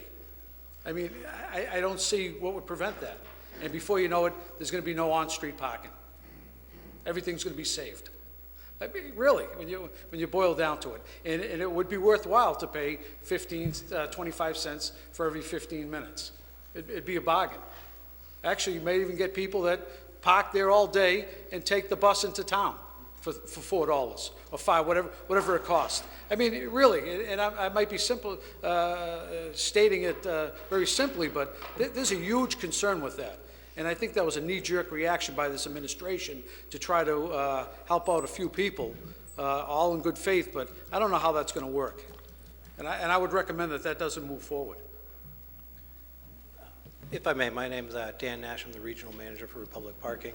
When we discussed this validation program, it was to allow an additional hour, so it would only be they could purchase up to a 3rd hour, not unlimited for the entire day. And that's the city policy now?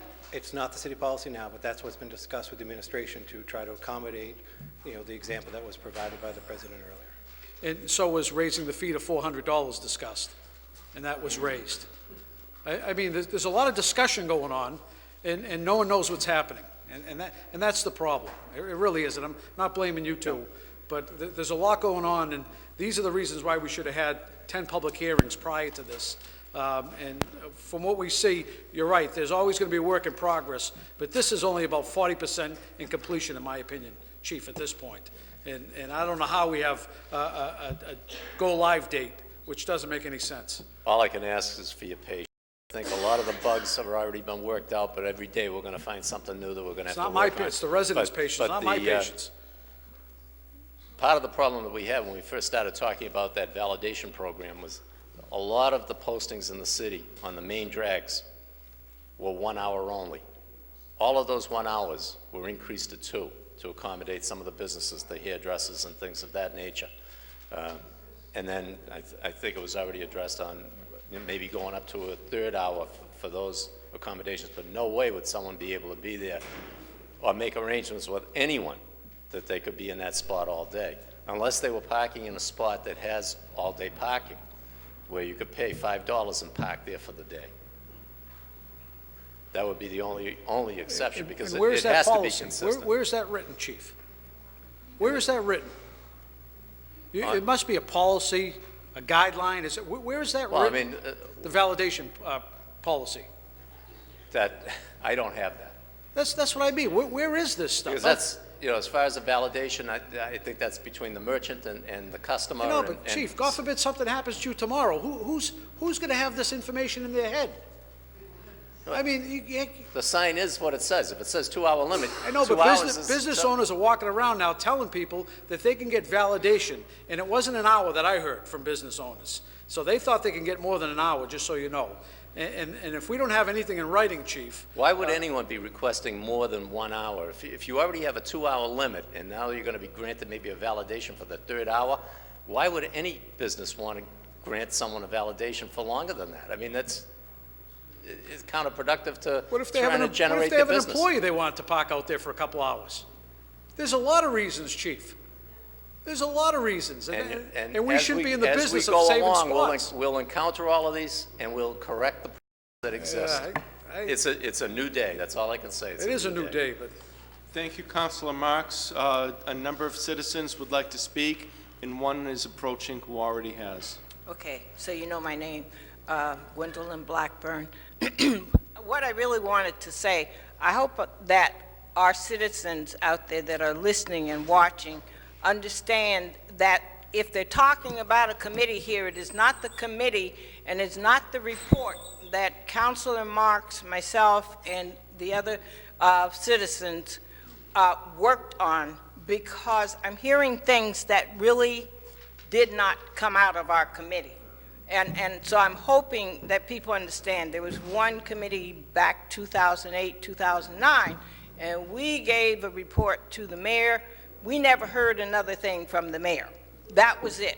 We were all done. And so I just hope that people understand that we did our job. We went around to all these cities. We got all the information that we could get. We had our meetings, we put it all together, and we gave it to the mayor. We never heard anything else from him. From that point on, anything else that you're hearing and anything else that's coming up, that's the mayor.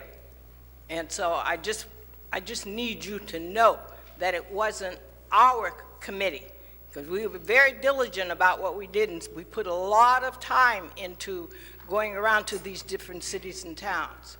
I do have a question, though, having been standing here.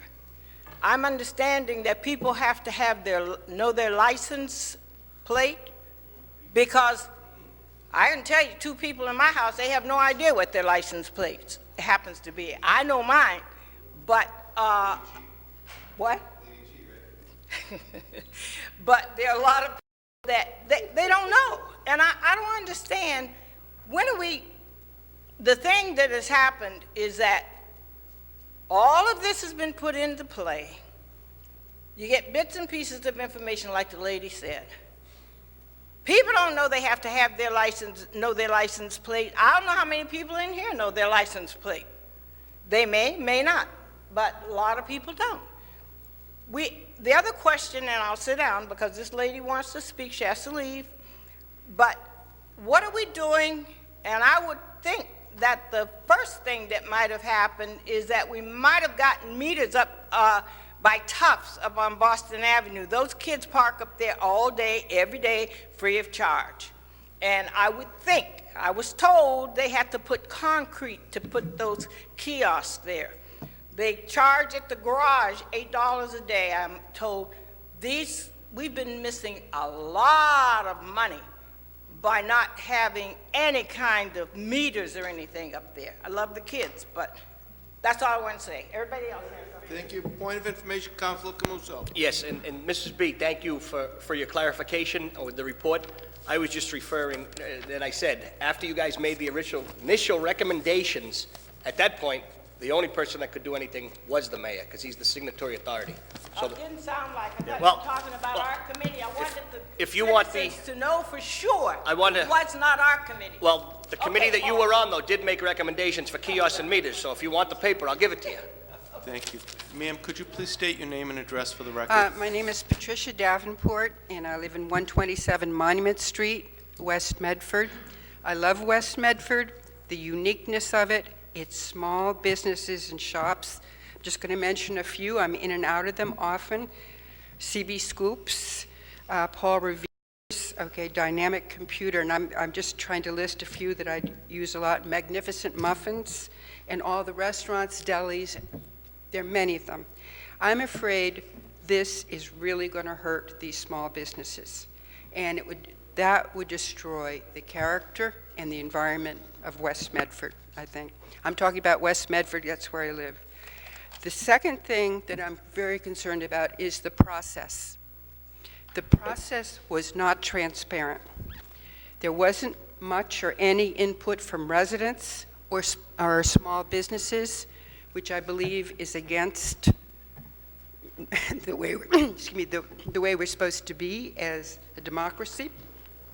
Sort of along the lines of no taxation without representation, no kiosks without people being informed and discussing it. And the third thing is that the Republic Parking is not a local business. It's not even a Massachusetts business. It comes from, I believe, Chattanooga, Tennessee. So we've outsourced this money-making operation to out of state, which makes any recourse incredibly difficult. Anybody who's tried to deal with a big bank, you get put on hold for your entire day. Talking about tweaking, I don't think that's going to happen very easily after this has been put into effect.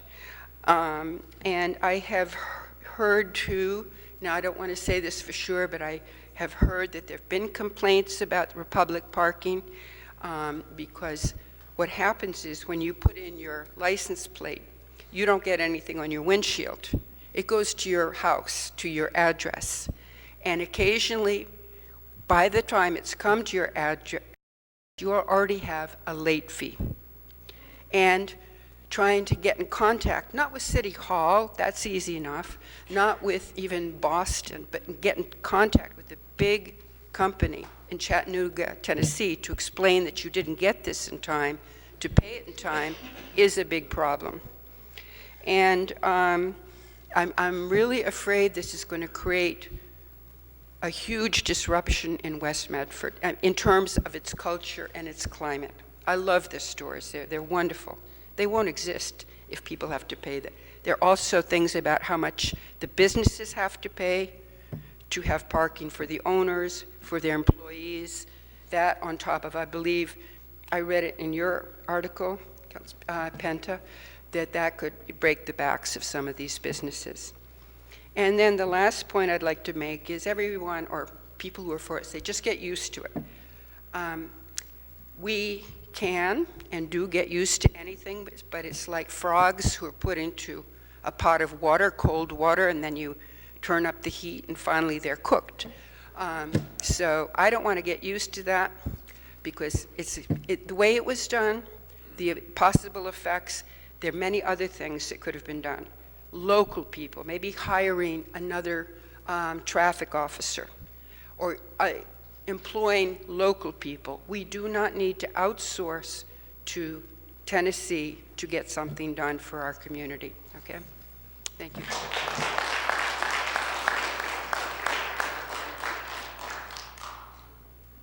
Thank you, Mr. President. Bob Capucci of 71 Evans Street. I'll try to be very brief.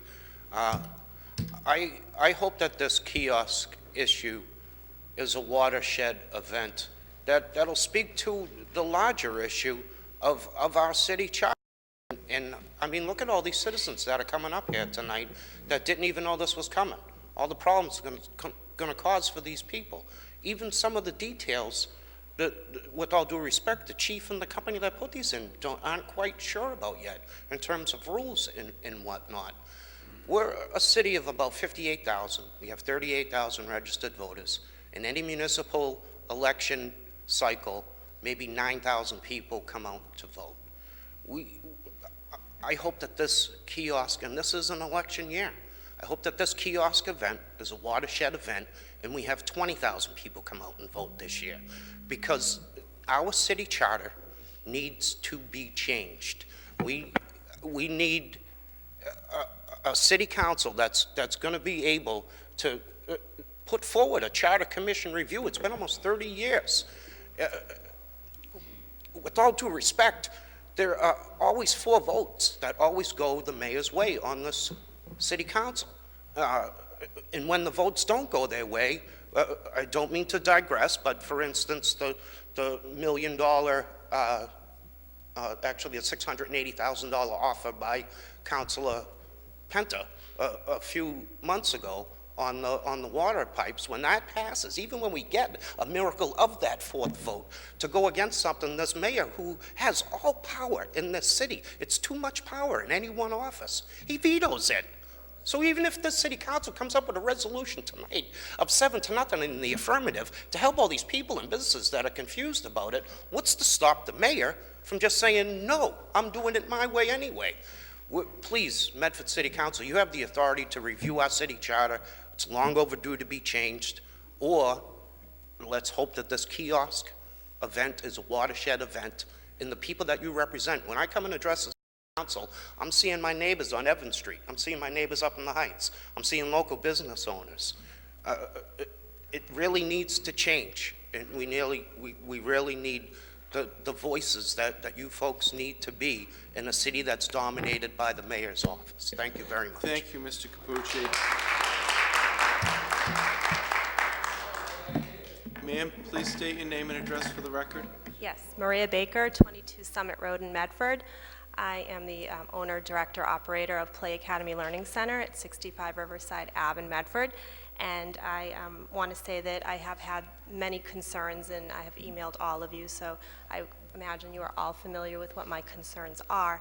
And I am happy to say that most of my concerns are, being dealt with, and I really feel positive about that. I'm really grateful that a lot of my anxieties have been taken care of.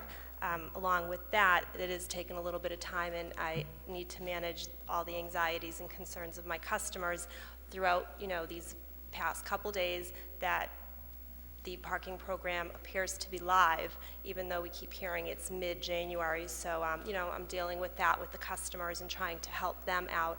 I understand that the meters are taking money, and so, I'm just a little bit confused about that. There are a lot of things that I think there's confusion about.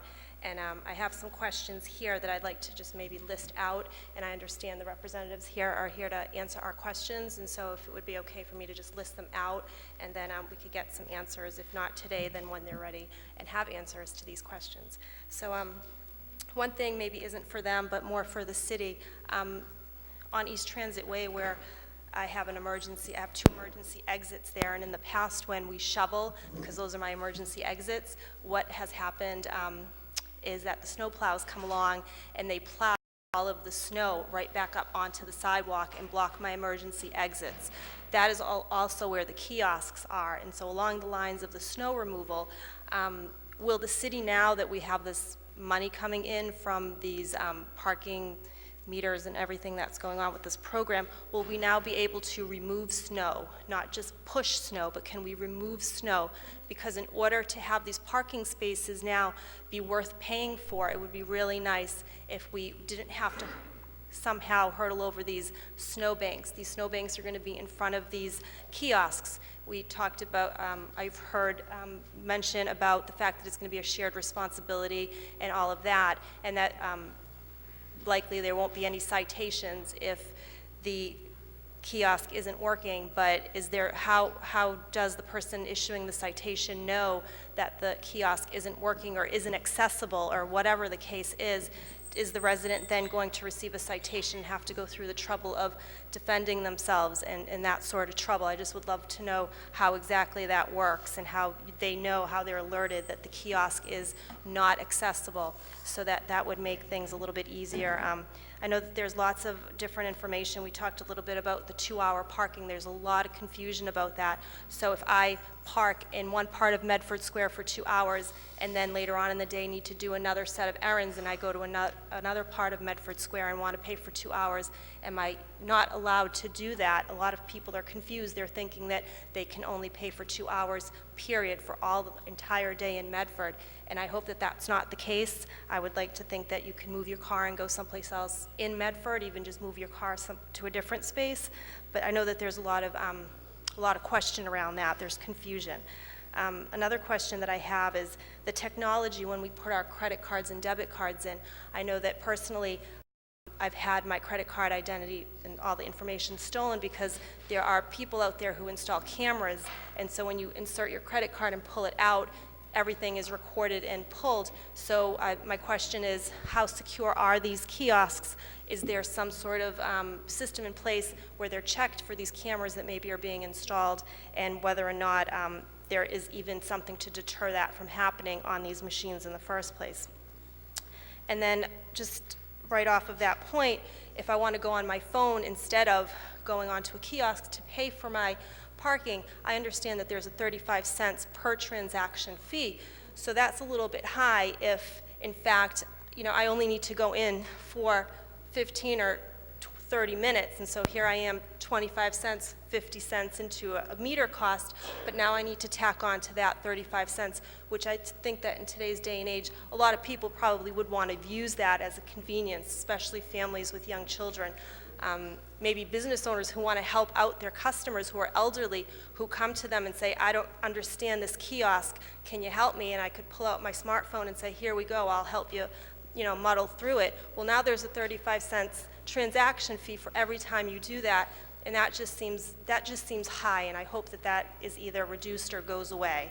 A couple more questions I have is, can these kiosks be programmed so that, for example, why, if it's not live right now, why is this machine taking money from people who are parking? So can we program it so that when there are snowstorms and somebody goes over, because as a business owner or somebody, I send someone down to shovel out my place, and now they see that they have parking that they need to pay for, will the machine not accept their money because it's snowing? Will the machine not accept money during times that it is non-operational? Whatever the reason is that, there might be times that it's decided that they're not to take the money. Is that programmed right in there? And then my last question is, with this enforcement, is that if somebody blocks a handicap ramp or a hydrant, is that going to be enforced by the city, like the police, or is that going to be enforced by Republic? Because I'm not sure who that would be, because that, right in front of my business, there is a hydrant there, and often that does get blocked, and often handicap ramps are blocked, and I'm really close to the senior center, and it, kills me to see that senior citizens struggle when they're trying to, walk along in their walkers or whatever, and they can't because the handicap ramp is blocked, and so it would be really nice to see that sort of enforcement too. So those are my questions, and hopefully we can get some answers. Thank you. Thank you very much, ma'am.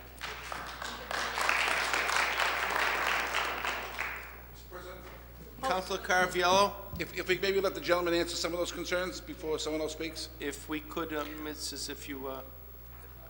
Okay, I thought I was going to just be a few minutes, but okay. Thank you. If the gentleman could address some of those pieces.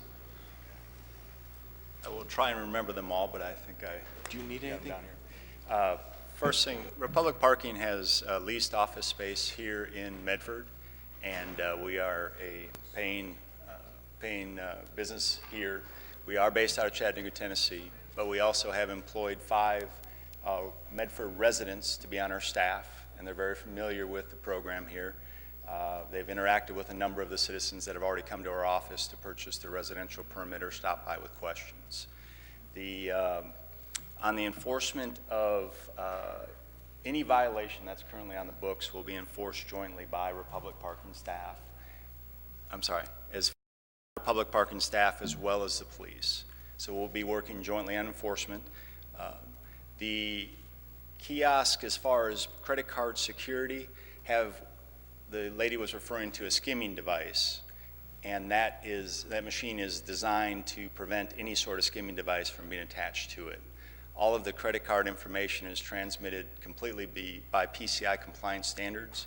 It's not stored anywhere, which is the primary rule of PCI compliance. So the security is there for the citizenry.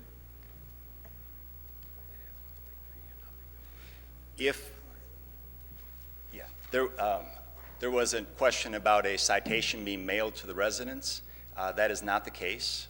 If there is a violation and a citation is issued, it will be placed on the vehicle as the first notice per Massachusetts statute. So that is an inaccuracy out there. Yes, all of the kiosks are communicating to one central server, which is great. It allows for real-time information to be available to city, police, all of our staff. If there's a kiosk out of order, vandalized, jammed, out of paper receipts, whatever it may be, we receive notification of that immediately so that we can address the issue. And at that point, all of our officers will be aware that they are not to enforce that specific meter. If we have a snow issue where they're inaccessible, that determination will be made before they go out on their beats to do the enforcement. So that'll be easily communicated to the officers and should not be an issue. The pay-by-cell is a convenience program, and it's rolling out in cities across the country. That service is actually provided by a third-party company, and the 35-cent transaction fee is pretty much universal. That goes to cover their cost of technology. As part of that fee, they absorb the cost of the credit cards, the PCI compliance issues, and all the advertising that goes into the program. The great thing about the pay-by-cell company that we've selected here is that they're the same company that's in place in Somerville. So we already have a large number of users that can instantly roll into the program. And if they choose to use the service, there is the convenience fee in place. But that, as I said, is a third-party company that provides that technology for us. Through the chair, thank you, President Del Russo. Is that a one-time 35 cents fee, or every time you park, if you need 15 minutes, you have to pay 25 cents plus 35 cents? It's per transaction. Oh, so if you geez. purchase $2, and again, it's optional. You'll be able to use a credit card or pay coins at the meter.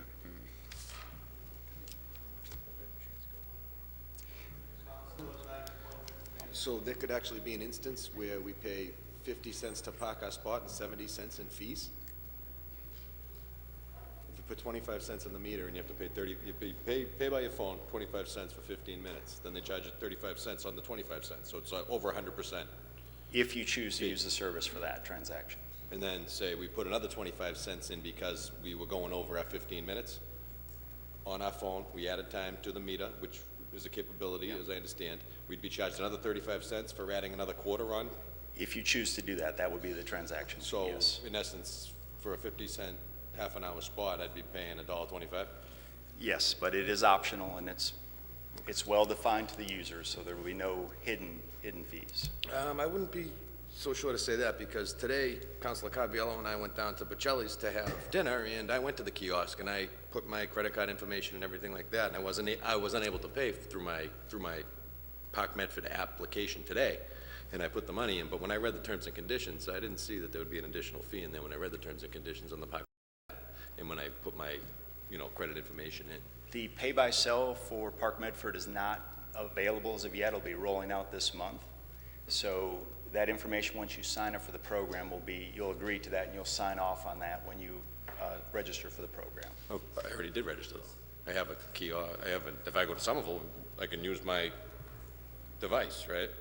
Because you guys are the same company and you have the same database and all that, right? Yes, so in Somerville, if you signed up for that information should be the same. In Somerville, there's a 35-cent transaction fee as well. No, I didn't sign up. I signed up in Medford, but I'm saying, Yes. it's not available in Medford, but if I drove across the city to Somerville and I parked, would that same transaction fee apply? And I guess the answer is yes? Yes. Okay. And is that part of the contract that the third-party vendor has put together between Republic and you, or is that part of this contract that's governing the relationship between the city of Medford and Republic? The contract between Park Mobile is with Republic Parking. Okay. And we presented that in our official proposal response to the RFP that was issued by the city to utilize that service. Point of further clarification, Are you saying that you already provided that to the city, but and you're just rolling it out now? Is that in the contract? Yes, it's in the RFP response, which is a part of the contract that we signed. I have all your responses, but that was never explained to us. And another thing on the like venue, if I go online and I want to get a permit parking, a $10 permit parking, you're charging me $3 to go online to get a $10. That's extortion. 30% on a $10 on a $10 when people before could come down to City Hall and get it for nothing. They can still come to our office and pay no additional fees. We're talking about going online to make it easier for the customer. Councilor Knight just alluded to the fact you have to pay 35 cents to put a 25-cent time period in. So you're charging 30% to buy a $10 to buy. Point of information, Councilor Camuso. This is technology today. The city of Medford actually charges a fee when you pay your tax bills online or a parking citation currently through the city of Medford. So I just want to let Councilor Penta know. It's not a 30% charge. Councilor, it's not a 30% it's a nominal charge. fee, but 30%. It's not a 30%. Not the city everybody of Medford is in the business not of doing everybody. the same. Listen, you guys are here only for one reason: to make money. That's the bottom line, and we understand that. But I'm here to make sure that you don't make money and give the city back to the people. So let them figure out what they need to do. Thank you. The points of information have been made, and if we could resume, unless you have any more questions to answer, we'd like to resume conversation with the citizens again. Sure, there was one more question that we can answer at this time. Please. We can turn off the machines instantaneously if need be for a storm or emergency situation. So. If you park for 2 hours, and leave that spot and go to another spot, can they go to another spot, or is that it for the day? You only can do 2 hours? Yes, it's in line with the current ordinance. That's exactly, you can move within the city. You just cannot park in the same spot for 2 hours, more than 2 hours.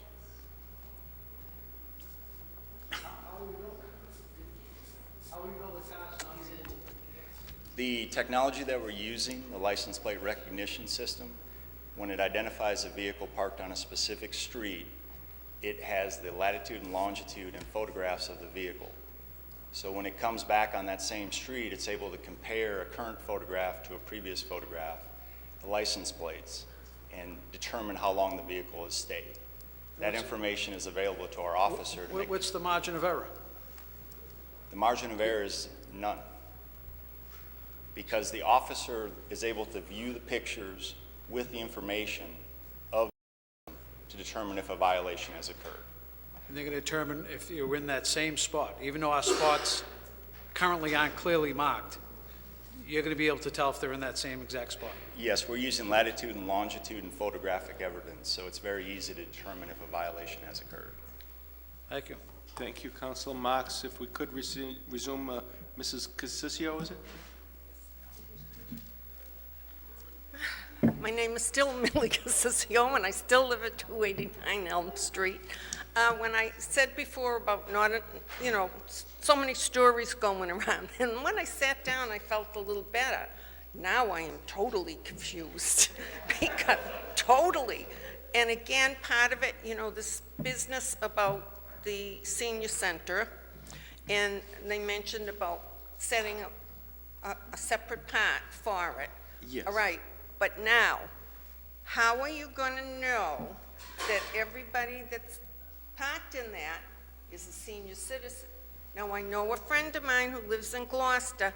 They can go to the town hall and they can get a sticker for their car, because anybody could come, park their car and, oh, it's the senior center. What do I care? I'm just going to park. How are you going to tell that?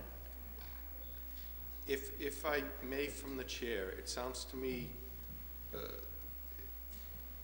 like what the chief was saying, that not every detail is worked out yet, but they've identified certain spots within the city, particularly at the senior center, which is due for a major facelift, as you know, and landscaping redesign, that the area adjacent will be assessed, and a means is going to be figured out as to how to achieve that. Going to registering your car with a sticker is one of those means. I think that's something that they're examining as an option. But clearly, something needs to be done there, and I think the message has been made loud and clear. Well, the main reason I brought it up again is because I didn't hear that, and I just thought, I'll suggest that. Yeah. I'll suggest that. But, and again, the business then too, like some of these people, I don't do it. I don't. I'm never there more than 2 hours, okay? But I know people that they go and they take the ceramics class and they take the knitting class, and it's a social thing. Some of those people, it's the only social thing they have. So I had thought when I was up here a few minutes ago that if they were there for 3 hours, it wouldn't be a problem. But it sounds like they would still have to move their car. I think the chief was saying that's not the case. But what we have to be wary of is Mr. Smith from Winchester going to find that out and park there so he can take the bus. But that's why I said seniors, you need to, for seniors, if the seniors, that you need to have some identification so people won't be doing that, because people will do it. Absolutely. They will do it, definitely. Thank you. And the chief is Okay. right behind you to respond. Hi, Your neighbor. Just some information on that. We'll be working very closely with Pam Kelly, the Director of the Council on Aging, and the person in charge of the Senior Center. We'll be working something out, whether it's a placard that will have to be displayed on their dashboard, but it'll be something clearly identifiable, so that I think we're trying to stay away from issuance of decals that give people they can park any day they want to park there and, you know, get on the bus and go to Mohegan or Foxwood or wherever. This will be strictly for the center itself. And, you know, some staff person from the center may have to go out and put the leaflets on the dashboards for the people. Thank you. If, Councilor, yes, and we want to allow some of the citizens to I want continue to speak. respond to the chief. Chief, I believe there's approximately 8 parking spaces in the front of the senior center. And a lot of the times, they will park across the street in the parking lot over there. Now, I have 2 pictures here that were taken at nighttime. You have 2 kiosks against the business wall of that parking lot. And here's a picture of the parking lot for which somebody would have to walk from the sidewalk where those businesses are all the way to the ring road. There's not 1 kiosk. How is anyone supposed to figure that out? And especially at nighttime when it's dark out, you can't even see these kiosks. They don't have to pay overnight. 7 What are you p.m. talking it's about? over. 4 o'clock at nighttime, it's dark out. And you can't see, how are you going to see these? Against the wall. And if somebody's coming in, and if they're a guest at the senior center, and not knowing that they have to go to a kiosk, what are they going to walk, 150 feet But then to there's go put also, money in a there's also kiosk? the kiosk. Pardon me? There's also a kiosk on the sidewalk, on the backside, on the Clipper Ship Drive side, right where the flashing lights for the crosswalk But that's is. even further away than the parking lot that's here. But that's the main door of the center is on that Chief, side. You can't say, when seniors, when they have their Christmas thing and whatever it might be, they may get 100, 150 people, and sometimes it might go to 2 or 3 hours, whatever the event might be. Why should they be worrying about having to come out and put money in a Councilor, meter? they may not have to worry about it. As I said, we're going to be working with the But director why of the wasn't center. this thought out ahead of time? It This has- is the whole issue of not having meetings ahead of time to discuss these matters. No, I can just tell you, based on the nature of the phone calls that my office has been receiving, Alva's been getting all of the calls. People who live in apartments above the stores in Medford Square want the city to decide where they're going to park. You know, I'm sorry. You're going to have to find your own space. We'll make an accommodation for the senior center based on the population that attends there, and we'll work with the people. But we cannot create parking spaces for people. They will have to look. We cannot satisfy every whim that comes up. We could have had 1,000 meetings. We could have met every single day for 6 months. We still would not be touching every issue that comes up, because there is always another issue. But having always another issue is good to create the idea that had you had these meetings, these issues would be minimal now. These are major. And what's happening is the small businessman, who's the lifeline of this community, is at risk because they're worried about their customers, whether they come back or not, whether they have appropriate parking. And now, as Council Marks just alluded to, and I heard it earlier tonight, a special validation program. So what are we going to do? Take care of special people that contributed to the mayor's office and make sure that their tickets are taken care of? Thank you, Councilor Penta. You've made your point. If we can, Chief, do you need to? I'll let it pass, but just the one comment I want to make is that, just reinforcing the point, every single day there's going to be another issue. This thing has to get up and running, and we'll have to tweak it.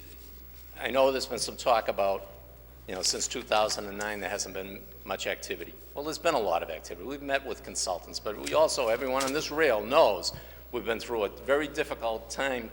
The whole nation's been through a difficult time economic-wise. We haven't been able to hire people. We're just starting to hire people to replace vacancies. With all due respect, Chief. I'd just like to finish so I Okay, can go finish my ahead. train of thought. Go ahead. The idea is that there was always a more important issue. Just like I said with priorities for the police as far as enforcement, there's always a more important issue than parking enforcement. There's been more important issues that confronted the city than having this parking management plan. But now it's time. We've put it on the back burner for long enough. Now it's time to move forward.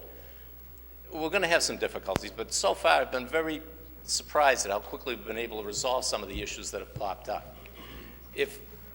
I've heard for years, and I know it's true, and with the economic downturn, businesses were suffering and businesses weren't going to survive. Well, if you couldn't survive with free parking, I mean, now we're trying to generate some parking turnover. So people will come to businesses in the square, or all the squares, the business districts. And as I said 2 weeks ago, yes, the contract called for a certain amount of kiosks and a certain amount of meters. Some areas that did not receive them in this round, this program is built to expand if it proves successful. So those other areas that people are concerned about that didn't get metered, may very well see them in another year or two. Chief, in all fairness to this council especially, Hank Philippi Ryan came to this community and did an expose on its Channel 7, and they talked to the mayor, and the mayor was asked a question about the non-enforcement up in the Medford area for people parking there, and they did it for a month. It wasn't a day, a month, the same people, no enforcement. And the mayor had the audacity to blame the city council for not giving the money. That was absolutely not true. This Medford City Council has been most supportive of the police department and the fire department on every one of those issues. So taking that and coming forward, you have a tax bill, you have a water bill, you have an excise, you have meals tax, and you're having business people that are trying to survive. You have a mayor that's never owned a business, doesn't know what it means to wake up in the morning, open the door, turn the key, gas, electric, employment, workman's comp, insurance, renter's insurance, trucks. You put all that together. You put all that together, then you'll have an understanding. You'll have an understanding what the small little businessman has to go through. Believe me. I can't speak for the mayor, but I will in this one point. He's the last person that wants to see anyone go out of business or an empty storefront. He's doing a good job of it, I'll tell you that. That's one thing for sure. No one wants to see an empty business or an empty storefront and someone suffer any more than they have to. Do you remember a few years ago? Thank you, Councilor Penta. On Riverside Avenue, when they shut down Riverside Ave for the ring road? Yes. You put 39 businesses out because you took their front door visibility away, people that were here for years and years and years? And now what you're going to do is tell the small businessman, we're going to go to having a revenue enhancement rather than a traffic enforcement program. Start it small, see where it takes you. All I know is when they closed Riverside Ave for that mall that they put in, that was the standard that was going on around the country, try to emulate the Meadow Glen Mall. That is what hurt a lot of the businesses back in that day, back in the early 80s. No, it hurt the business. And now look, Meadow Glen Mall's not doing so well. You took Medford High School out of the city, downtown, and that's what killed it. Thank you, Councilor. Thank you, Chief. Thank you. Whoever was next in line, if you could, ma'am, state your name and address for the record. Hannah Di Pasquale, 67 OAM Street. And I'm not that smart, but a little bit. My question is, I just want to find out the 50 minutes parking we have over there. They're going to stay the 50 minutes because the two gentlemen that they were there yesterday and today, they made a pay for the quarters, other people. They came in my store and any other store. Just I'd like to know, we're going to leave it at 50 minutes or they have to pay? The Chief will answer your question. God bless the chief. Thank you. Yes, those spots are staying the 15 minutes and they're free, but they're 15 minutes. Okay, that's fine. They're going to enforce that too. Yes. And thank you very much. Thank you. There's another question I want to ask. I don't understand it too much. Like Mr. Pender just said, if the business owner, the one that they got a restaurant or whatever, and they want to get that 5 spot for the whole night, they can do that, or every 2 hours we have to move? I don't know. I don't understand that question you just say. 2 hours they have to move, they say. Okay, thank you. That was my question. Thank you very much. Thank you. Anthony D'Antonio, 12 Yale Street. In reference to a point you made about a fee, I paid by a debit card for my application. A debit card is cash and cash. There's usually no transaction fee associated with that. I got my bank statement, and on my bank statement it said, from Republic Parking, citation fee. Now, why would an administration fee be called a citation fee? Those are 2 different words. Are we going to say that that administration fee is called a citation fee to say, this is the revenue we did in the first month? How many permit parking placards do we have? We have 1,000 in the city. That's $3,000 as a citation fee. The other thing is, Chief, what about resident permit parking enforcement after 7 o'clock? Who's going to be responsible for that? And who do we call? You call the Medford Police. We will be doing enforcement after hours, but I've been assured by the Republic folks that in the very beginning of this program, and I believe it will begin on January 26th, we'll be putting out some messages ahead of time to the various permit parking streets so that the reminder notice to remind them to get going, to get their permits, and that it will be going live on January 26th, I believe is the date. But they will be staggering their personnel so that they can cover the evening and hopefully into maybe the early morning hours, because I know that many of the residents in the past, Yale Street, the Hillside, Tufts neighborhoods, they're very disappointed on the overnight. When they get up in the morning and come out and see all the out-of-state plates or cars that are not registered to their street, they're going to get up and they're going to find a lot of orange stickers or a lot of orange tickets under the windshield wipers of those vehicles. But speaking with the mayor today and with others, I mean, we will be purchasing the technology as well, so our crews will be able to go up and down the street to read the plates that will turn around and tell us whether they're registered for that street or not. But the Medford Police is still the police department in this city that will still be responsible for enforcement. We are now sharing that responsibility with Republic Parking, and they're going to help us out tremendously because we still don't have enough personnel to handle every section of the city all the time. Just another question. Point of clarification, Councilor Longo-Kern. Thank you, President Del Russo. Just while you're on that go-live date for the permit parking, will that be is that scheduled to be the go-live date for the whole program, kiosks included? The meters and kiosks would be January 15th, I believe. Point of reference on that question? Councilor Thank you. On that question today in South Medford, I got a phone call from a business person. The people from Republic were there telling people that they had to put the money in the meter. So, I mean, what is it, the 5th, the 15th? The 15th. Well, why is Republic, you here? Why are your people telling people to put the money in the meter?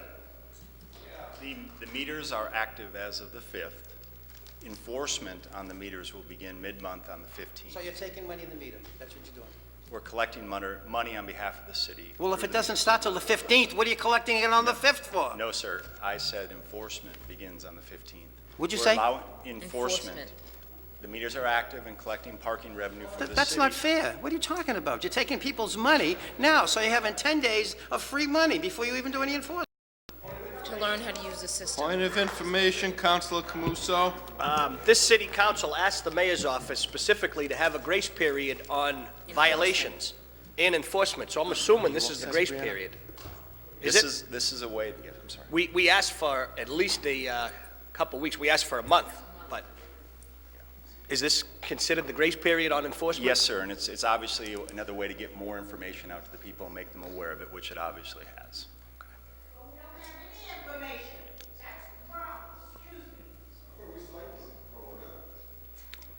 Thank you. Ma'am, you'd like to speak? She'll...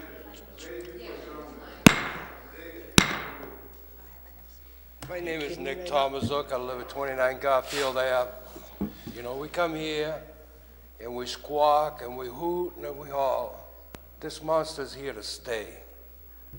The only ones that can change it is you guys can make it easier for the people in the city. That's the mayor's office. But this monster's here to stay.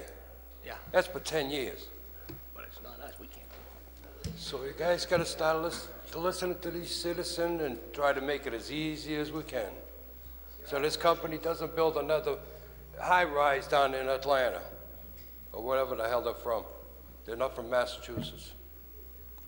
All right, that's all I got to say. I don't want to take up too much of your time. Thank you very much. Ma'am, you'd like to speak? Hi, my name Please. is Janice Marino, and I own Backstreet Salon, 370 Main Street, South Medford. Thank And you. I have so much anxiety about this whole thing because I have elderly clients that can't walk from one kiosk to another one into my shop, and it's going to make a disaster for me, and I'm sick about it. So I don't know, I just hope that everybody could just do something for the elderly people, and I understand 2 hours is fine, but sometimes in a hair salon it gets really busy and it takes longer to do different services for people and they need more. So what I was going to ask you is, if they have this kiosk and they have to come out of the salon and they have to move their car, they're not going to come anymore. They're not going to come. They're going to say, I'm going someplace else. I'm going to go to Assembly Mall and have free parking, and why go to South Medford anymore? You know, so I'm so scared about losing my business. And that's all I have to say. Thank you, Janice. Sir, your name and address for the record. My name is DJ Dabaningo, proprietor, Dab's Lock, 470 High Street, West Medford. I was here 2 weeks ago, this evening like tonight, addressing the council on this parking issue that is now a going to be a big issue in this city.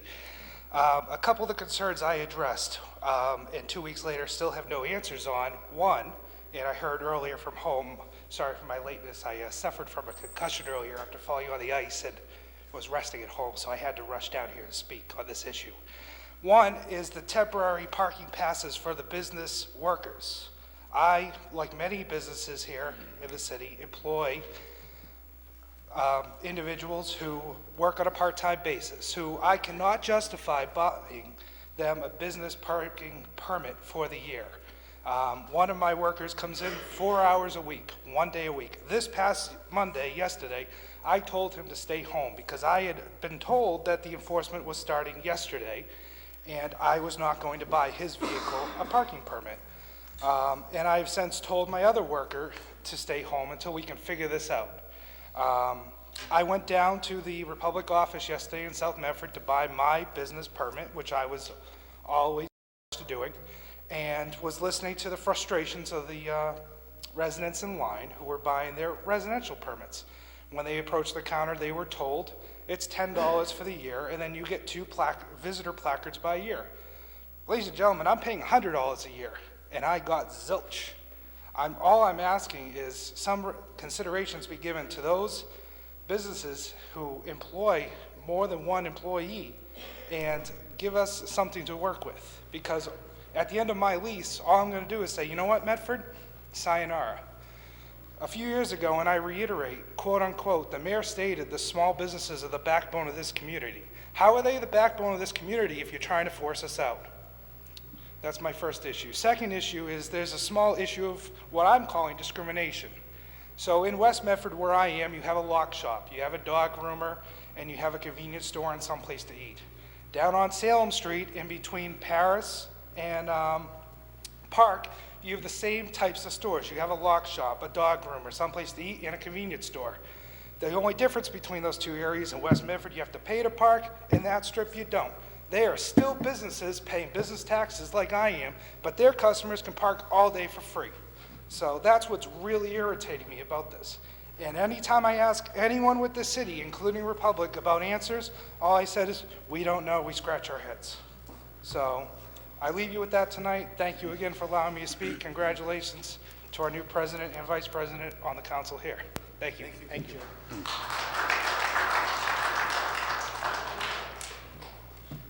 Good evening. Please state your name and address for the record.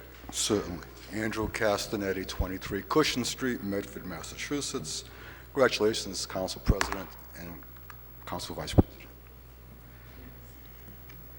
I'm no politician, as you can tell by my choice words or lack of choice words thereof. Therefore, I call it the way I see it. First off, it's very encouraging for a change to see all these people get civically involved. I wish they were here for my residential real estate exemption last month. Number 2, once upon a time, Medford Square did have parking meters. I believe when I was a teenager, they were there. Number 3, then the meters were removed and replaced with 2-hour free parking signs. However, for whatever reason or reasons, the 2-hour limit was not consistently enforced. And then, number 4, the parking became abused from within and from without. Out-of-towners taking the bus or the train into Boston or wherever. Also, I believe most business owners want constant turnover for customer parking.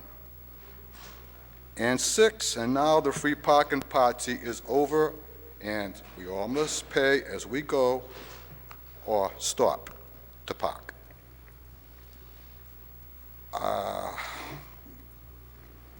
Seems that the valid contract is signed, right or wrong? Good luck. Thank you. Sir, could you please state your name and address for the record? Yes, Council President. My name is Joe Villione, 59 Garfield Ave. I was at Dunkin' Donuts on Sunday, and I'm sitting in the window reading my paper at the crosswalk, and the crosswalk is all broken, seriously damaged. So if someone is walking on it, a woman with their high heels could fall easily. And then the crosswalk is faded. Then you go a little further down, and at the coin-operated laundry, the gutter, you could get your tire in that rut, it's so big. Now, this problem is across Medford. My question is, how much money is Republic going to make from this compared to Medford? Are they going to get 75% and we 25%? Are they going to get 99%, us 1%? Are we going to get 100%? I don't know, but if we're paying to park in this city and the streets are broken, we're getting a bill of goods here because we're paying for premium space in what, I mean, Salem Street, Haynes Square is starting to look like a third world country. The litter is beyond control. I don't see it in other communities, not in Woburn, not in Winchester, not in Stoneham, but here in Medford where I live, I'm constantly picking stuff up in front of my house which blows in from the gas station, constantly. So we have this litter and these broken streets. The mayor's been in office for 28 years, and Republic has been in business a long time. They're as efficient, and I'm not making a joke here, they're as efficient as the machines in the film The Matrix. They know what they're doing. They're very, very smart. They didn't want us to have this on a public access station, which, by the way, we don't have anyways, but if we did, we would have had a discussion. I have to thank Mayor D'Antonio for actually bringing the people out tonight. Let's put it where it is. The guy that ran for mayor is the guy doing the real heavy lifting here. So thank you, Anthony, for doing the hard work and bringing people out. We don't know about the street, and can we fix them? Are we going to get money, serious money, to fix and pave our streets, because they're a mess. Garfield Ave is pothole central. Central Ave took a long time to fix, and I know it's late. Locust Ave finally got fixed, but it's a little too late. Are we going to, what kind of, I would like to know, Republic, if you can tell us what kind of breakdown the city's going to make from this revenue enhancement program.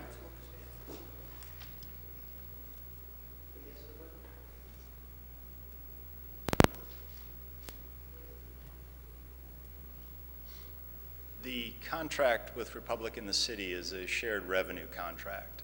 Republic Parking is responsible for all of the capital investment, the kiosks and the vehicles and all of the labor and all of the technology that's required, the office rent and such, and overhead that we have as a business. And the revenues that will actually be earned will be determined by the results of the program, the amount of money that's generated from the program itself. So it's based on a percentage of the actual revenues that are received. There's a threshold, but basically the top threshold is 83% goes to the city and 17% goes to Republic, out of which we have to pay all of our expenses. Point of information, Councilor Camuso. Thank you. And a portion of that, too, set up by this council and the administration is earmarked to go right back into community development in the squares. So whether it's hiring a consultant to try to bring in more business, whatever the case, whether it's physical infrastructure improvements of a particular square. So this council, working with the solicitor's office and the mayor's office, we're adamant that a portion of this does go back to the business districts that are affected. Thank you, Councilor. Councilor Penta, did you have a point Yeah, of Jack, I information? think, excuse me, Mr. Skelton, I think you indicated when you folks were here that you folks needed to do approximately $2 million a year in business? That was the projections that we're working off of, yes. You needed $2 million a year. And the city gets, after the first year, the city gets $300,000, and then after the second year, the city gets $700,000, going up to the seventh year, and then years 8, 9, and 10, it's a renegotiable too. So if the city goes from 300 to 700, that's a $400,000 jump in 1 year. How much do you folks expect to make between the first and the second year? Again, it depends on the amount of revenue generated. The rate that you're referencing there is the guaranteed portion of the contract. Guaranteed? That's the guaranteed number. The threshold percentage breakdown is above that, sir. So if we're guaranteed a minimum of $300,000 the first year, because you have to do the cost for the kiosks and everything else, and the second year it jumps up $400,000. So that's like a 110% increase to the city, if not more. if we meet the thresholds. So if the thresholds are not met, isn't that an allowance for the city to opt out of the contract likewise with you The city has the option to terminate the contract at any time. at any time? Yes, sir. No penalty, or what the penalty? They would have to pay off the investment that was made in the parking program. And how much is the investment right now, so far, approximately? I want to, about $800,000. About $800,000. Yes. Well, $800,000, that's for the cost of what, the kiosks and the signs? Yes. All of the technology, the Okay, equipment. all the technology and the signs. So, this supposedly 10-year deal. Is this a rather long? Yeah, well, no, point it of is. It's information? relative to the money part of what he was talking about. It's a corollary. You know what those are? The corollaries go like this. The commentary was that It sounds the like a run-on sentence, Counselor. It's an $18 million contract, but it's not $18 million for the city of Medford. This is an $18 million contract between you and the city the of Medford comes out of this, if we follow just your projections, if everything is met, to $7.9 million, not $18 million as reported. If I understand that correctly, a guarantee of $300 the first year, $700 the next year, if everything is met for the next 7 years, figure that out through the 10-year of the contract, it's $7.9 million, not $18 million. The number you're quoting is not something that we provided. That was an overall revenue projection. But for the revenue program. projection doesn't come to the city. You people are if we're getting 7.9, you're getting at least that, if not more. No, sir, I sure wish that was the case. We're obligated for all the operating expenses, which are significant. Well, I think maybe the city should really deeply investigate the fact that if we're locked into this for at least 1 year, we have an option to maybe look at this and maybe get out of it, because you know, to be honest with you, that's an awful lot of money for you guys to think you're going to generate $2 million a year. And the $2 million a year just might not happen if people figure out, listen, I'm not going to go there, spend this money in the computer, in the kiosk. As Councilor Knight has alluded to, why must I spend 35 cents to put a quarter into the meter? That's another screwy thing. And if you have a validation program that's only going to hit certain people to the exclusion of other, which is discriminatory as far as I'm concerned, every single business needs to be treated the same. And if they're not going to be treated the same, then the program can never work with equity. Thank you, Councilor Penta. Councilor Caraviello. Thank you. Why are you here? Can you explain how you're gonna go around and do, tag these cars or not tag them, and how you're gonna monitor this? I'm confused. Is there gonna be people? I'm hearing that you're gonna have 2 cars going around the city.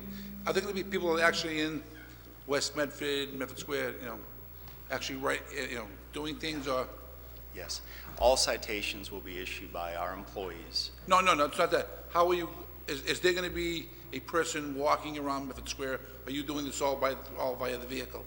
There will be a combination of vehicle patrols and foot patrols, but primarily vehicle patrols, and that allows us to be very efficient and the numbers most How many vehicles are going to be circling the city? We have 2 LPR vehicles that will be utilized for the program. And So 2 vehicles? Yes, sir. Can do permit parking? Yes, sir. Parking? Yes, sir. We have, as a corollary, as a comparison, in other cities. So you're going to be driving. Who's going to give out the citation in the car? Is the gentleman or the lady going to get out of the car and put a ticket on the window? Yes. Or are they going to put the hand on? Yes, that's correct. All the tickets will be placed on the vehicle by our officer. This is a commonly used practice. That'll be in the vehicle, correct? Yes, they're in the vehicle. They'll make the identification of a violation and then get out of the vehicle and issue the citation. Now, who's going to monitor if there's a handicap placard in the window? That will be our officers as well as the police department. So before you give a ticket to my car, look to make sure there's not a handicap placard in the window? Yes, sir. Okay. What about towing? Are any of these cars ever going to be towed? Under the current ordinances, a scofflaw is eligible for towing. Who makes the decision on who gets towed? That's by ordinance. So if you drive by the same car's been there for 2 or 3 days, you call the police department and say, this car's been there, we should have it towed? Who makes that decision who gets towed? It's authorized through the police department. So the police departments? Yes, sir. By current ordinance, that's how it reads. Okay. One more question. Governor's Avenue and Forest Street. There's no kiosks or meters on those 2 streets. The initial kiosk... Are you just going to enforce the signs? The initial kiosk location was per a consultant study that was done prior to the RFP being issued for this contract. So all of the locations for the kiosks, with a few exceptions, were per that report by the consultant the city hired to do a study of the city. So we work with cities across the country, and I can tell this council and the citizenry that it's always a dynamic situation. Even parking programs that have been in place for 50, 60 years, there's always changes that are ongoing. No, to but my question accommodate was, city needs. Forest Street, there seems to be an awful lot of parking on Forest Street, and also on Governors Ave. People that leave their cars there all day. Are you just going to enforce the signs that are already there? Yes, if there's not a kiosk, it'll be per the ordinance and the time limits that are in place. Okay, now who's going to, now is your signal tracking software going to be able to say that car's been there for 2 hours? Yes, sir. Okay. And Chief, one class Westview. A few weeks ago, when last time you were here, I had asked that you'd come back in 60 days and we could review what's going on in the past. Well, can we still adhere to that? Absolutely. I'm available to meet anytime that Well, you no, would like. will I think yourself it's and important the parking representative come back so we can say, hey, look, it's been 60 days, these are the problems that are really sticking out, and maybe make some changes then? Absolutely. Okay. Sir, if you could Good evening. state your name and address Laurie for the Carroll, record. 31 Richard Street, Medford. I just heard the gentleman refer to his staff. Are they officers? Are they employees of this company? I'm not quite too sure what that definition of officers mean. And maybe you can clarify that a little clearer.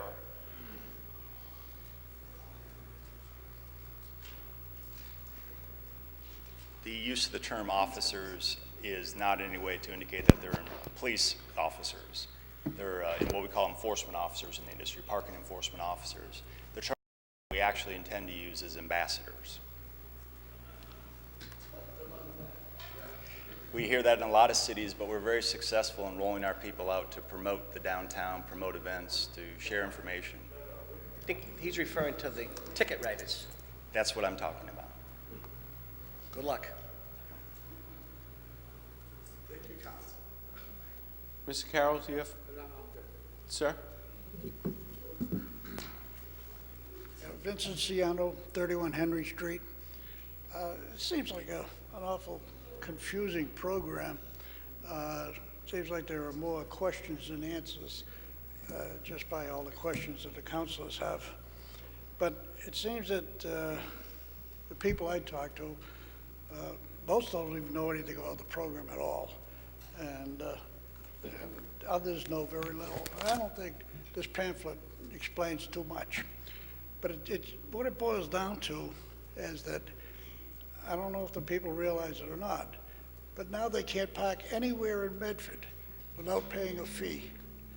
You can't park in front of your own home unless you have a permit. You pay a fee. Small, but it's still a fee. So where do you park? It's ridiculous. Thank you. Thank you, sir. Councilor Camuso. If I may, this brings up a follow-up question, and this would be to the chief. There are some, traditionally, we know which streets right now in the community are resident permit parking only. I'm assuming there's going to be a residual effect on this because now people are going to be leaving Placestead Road to park, and they're going to be parking up the side streets and all that. At this point, there's some scuttlebutt out there that there's other streets that were added as resident parking permit recently in anticipation of this program. Is that true or false? That's false. That's I've had false, one okay. inquiry from a resident of Cooley Road. Okay. Because they're the first street that does not have permit parking. I've just had that one inquiry. She was advised what she needed to do to get it before the Traffic Commission. But that was just the other day. The last street that was added was Hamilton Street. I got one more Chief, question after. On that, what you just said, on Cooley Road, I've had calls from other residents saying that they're being told that business people have been not told true. can park on certain residential streets. It's not, well, They've been designated as business, overflow business parking can park on certain streets outside the business. as I stated two weeks ago, In West Medford Square, between Hammond Place and Brook Street, I believe it's 1 hour, or business permit. And then between Brooks and Alston on High Street is 2 hour or business permit. So there's a combination of On the High two. Street? What about on those side streets? No. No, No. just on High Street? Unless there's a street there that's not permit parking. If there's no permit parking, there's no restriction. They can park. Thank you. And that would be up to, because I know exactly what he's referring to, it's the Cottage Street that I I've talked to you answered about. several questions from people on Cottage Street. Exactly. Somehow the rumors get started. And that's the problem. There's just a lot of misinformation, and, And maybe you put a lot of people at ease, though. The proof is in the pudding. Once it starts rolling out and actually gets implemented, just what I'm hearing about the permit parking, we took a lot of complaints from the public because we weren't doing enough permit parking enforcement. I'm looking forward to seeing that done. I think you'll see a big change. That will be a major impact for the residents. And then my second follow-up question is regarding the streets and the permit streets for the viewing public, because there will be the residual effect, like some street that's not already residential. People may try to beat the system. I'm not going to pay the $5 to park on Placestead Road, so I'm going to go to one of those streets, Century Woods, Roberts, anything. If any streets see an influx of vehicles parking, they should get together and petition the community, the city of Medford, through the chief and the traffic commission to take a look at making it resident permit parking, because I know that you and the traffic commission, what's the official name now? Traffic commission, right? Still traffic commission. With the Merger of on-street, merging of off-street. the off-street parking. But with that being said, I think people have to be cognizant of that. If you're seeing additional people park on your street, and traditionally you can tell when they're out of towners because they have stickers for the dump in Winchester, Lexington Boys and Girls Club, or something like that. So, but if you see an influx of that, bring it to our attention as a city council, the mayor or the chief, and we'll get you before the traffic commission, and the chief will do is do All they have to do diligence. is generate a petition, get several names of residents on the street that are in favor of it. Have a hearing. And Albert Erickson processes that, sends notices out to all of the residents that are listed for that street so that they get to come to a meeting or call or send us a note whether they're in favor or opposed, Okay. and then it will be done. Well, I'm glad you updated the council on this, because there was a lot of banter going back and forth that, oh, half the city now is resident permit parking only, that they, because of this, and at this point, there's only been one addition. You said the last one was Hamilton? Hamilton Street, and that was 2 months ago. Okay. That was before this was even Excellent. up and running. And for this, because this is going live, can you work with the city administration to maybe get the traffic commission's agenda on the city webpage so people can take a look at it and see what streets around them may be affected by it, and then you can have maximum input from the area? Will do. Thank you, Chief. Thank you, Councilor Kunstman. Before we go to Councilor Marks, the chair has no paper before it. This has been an informational session. If the councilors want to formulate a resolution for us to end this with, the chair will entertain that. I would like to Councilor Marks. Thank you, Mr. President. Chief, just if I could. We referred back to the Parking Committee in 2009. One of the recommendations was to have citywide permit parking, or That's at least to be reviewed, and that's part of the report. Has there been any movement on reviewing citywide permit parking? Because the approach of having it done piecemeal right now is not adequate enough. Residents are sending us emails stating the permit only is issued for your particular street. So if you want to go visit your sister or your aunt or your cousin, still in Medford, you can't take your resident permit parking sticker and go to another section of Medford, which to me is ridiculous. That's correct, and that's age-old. When the permit parking regulations were formed back in the late 70s, early 80s, Right. It was street by street. And at that time, for the most part, it was the hillside area around Tufts University. But there has been discussion. I've spoken with Dan Nash, and there's now we're going to have some data to look at and really see what the impact will be on permit parking. And we either will go to a zone so that it's a neighborhood area, or we'll go citywide. But I don't see that happening before next year, because everyone's getting their permit now and it's street by street, because I think there's still going to be an equal number of people who want just their street, which really isn't right. Every time we talk to a group, we let them know, okay, it was passed for your street, but remember, you're part of a neighborhood. And, you know, someone on the next street over who has a permit, it's just not enough spaces, they should be able to park on this street because it's just down the street from their house. It's part of a neighborhood. So we're looking at zone, either doing by zone or doing citywide. So anyone in the city who is registered in the city, even if they don't have a permit parking street, if they want to purchase a permit so that they have the opportunity to park, there'd be no reason to deny them. And Chief, and I think Gwen Blackburn, who's still here, can attest to the fact, when we visited Malden, Everett, Somerville, Boston, the committee itself, everyone came back to us and said, you know what, keep whatever parking enforcement you do free from City Hall. Don't locate it at City Hall. Keep it away from City Hall. And we heard that over and over again. And what we did was create an enforcement office on Main Street, which is great. That's free from City Hall. But the mayor outsourced everything other than the hearings, the appeals.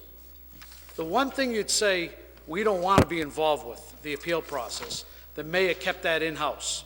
He not only kept it in-house, he kept it here at City Hall. So it flies in the face of everything that we heard in the past. And then the mayor took it one step further and said that he didn't believe with this new enforcement program that there was going to be an increase that would merit or warrant someone, because we only have a part-time person that does the hearings now. And he didn't believe with all this new ticketing that we would need a new someone to do hearings, which makes no sense at all to me. Absolutely no sense. So the 2 points is leaving it out of City Hall, he kept it here. The other point is you have a part-time person, Diane McLeod, who works full-time at a real job and does this on a part-time, and now she's going to be asked to do a program that there was no enforcement in the city, very little, to now full-blown enforcement. I just don't see it happening. We asked that money be put in the budget to pay for another hearing officer, and the mayor denied it. So I still don't know how that's going to work, Chief. That change may happen down the road again, another situation where down the road when they see what the impact is. But Diane McLeod obviously does a great job with what she does, and I have to tell you that she goes out and researches any ticket appeal. She goes out to the streets. She looks at the neighborhoods where the person was cited. She calls the police department. Sergeant Carroll sometimes has At the current flow, Chief. At the current which flow. is minimal to none. But she does a thorough job. But with this program, even if she gets 100 appeals, there's going to be backup data. You're going to have a picture of the car in violation. You have two options. You pay the ticket or you appeal. But Chief, think about all the different policies that haven't been outlined yet, all the different appeals that people are going to come up with and say, you know what, you told me this or that. That person's going to be inundated with hearings. And I think initially she will be inundated. But as time goes on and compliance rates pick up, which we've seen in the past, whenever we did extensive ticketing, within a week or two, you got compliance and the tickets started to drop off because people complied. And then when you went away for a month, things went back to the old way. I honestly believe after a few months of regular, consistent, steady enforcement, you will see compliance. But I agree, the first few months are going to be difficult. And if we see compliance, Republic is going to be in a lot of trouble because they're not going to get their revenue. Their revenue is not based on feeding the meter. It's based on ticketing. In life, there's risk, right? 2/3 of their revenue is based on ticketing, not meters. So if compliance is there, and I hope that's correct, they're going to be out of business very shortly. Well, I look at Somerville as the model, $8 million a year, and they keep climbing. Yeah, but they're hiding behind bushes, Chief, and you said that's not going to happen in Medford. Because there's enough low-bearing fruit to grab. We don't have to hide behind the bushes. Well, thank you, Chief. Thank you. Chief. Chief, do you have any idea right now under the current system what percentage of tickets are issued? What percentage of issued tickets are appealed? I don't know. You don't? I think the bulk of the appeals happen with snow emergencies and street sweeping. That's probably the heaviest time we do any ticketing, or have been doing it over the past couple of years. Thank you. All set, Councilor Knight? Yes, thank you. Councilor Penta? Chief, at the outset, I probably should have said this right in the beginning. you don't belong here, the mayor belongs here. This is not your program, this is the mayor's program. I'm And involved you're- in it. and you're, I'm and you're involved. doing his nasty work right now, that's number one. About 3 weeks ago, Dan, you and I think a fellow by the name of John Candola met at the coffee shop. I want to get back to your comment, Council Marks. We had a lot of conversation about a lot of the concerns that were out there, and I think you agreed. You said basically a lot of the things you and I were talking about, you agreed. One big issue, the appeal process. And what did you say? Correct me if I'm wrong, I'll paraphrase you. You said if there was one thing you impressed upon the mayor, keep it out of City Hall, get an outside independent person. That's what you said. Yeah, they want the more revenue. Dan Nash, Regional Manager of Public Parking. One of the things that we had suggested was to provide an administrative hearing through our office to try to weed out some of the appeals that may come through that could be administered prior to going to City Hall. But at no point were we anticipating removing anyone, the final administrative hearing process or the hearing process from City Hall. That was never on the table. No, you indicated at that point in time, it would be wise and advisable to hire an outside independent person. That way there would be no conflict as it relates to the parking ticket in City Hall. What I talked to you about is something that we had done in Springfield, Mass., where we had hired an outside attorney to come in and administrative hearings through the office to try to take care of some of the burden that might be left on the city's actual appeal process. So your recommendation is almost the same, whether it be Springfield or Medford or what have you. Why should Medford be any different than Springfield? I think every city's different. Springfield's huge. Yeah. And Well- I think part of that in discussions with the administration is to allow the process to go, see what happens. I think the chief explained it very well just briefly, is we know that the first couple months there will probably be an influx in appeals, and if we see that that number is not dwindling down, then there are options that we could put into place to help assist with the appeal process. Well, I think that's something that should have been discussed and finalized and included in the contract for just for the type of terminology that you're saying, that if in fact it gets to a point in time, as Council Marks has alluded to, and then an outside independent person needs to come in if they want to start off small. But the mayor was adamant. So if the mayor is going to be that adamant that Diane McLeod is a lovely person, she does her job, she has a full-time job to do. So I don't know how she's going to be able to pick up, and Chief, even though you said she may get all the technological thing and make up to 100, I mean, 100 appeals is 100 appeals. That's a lot to take care of during a period of time. But all I know is this, that if I was a contributor to the mayor of this community and I wound up getting a ticket, I'd be knocking on his door and saying, hey, what's this all about? Or you're not going to get another contribution from me because you kept it here in City Hall, which is wrong.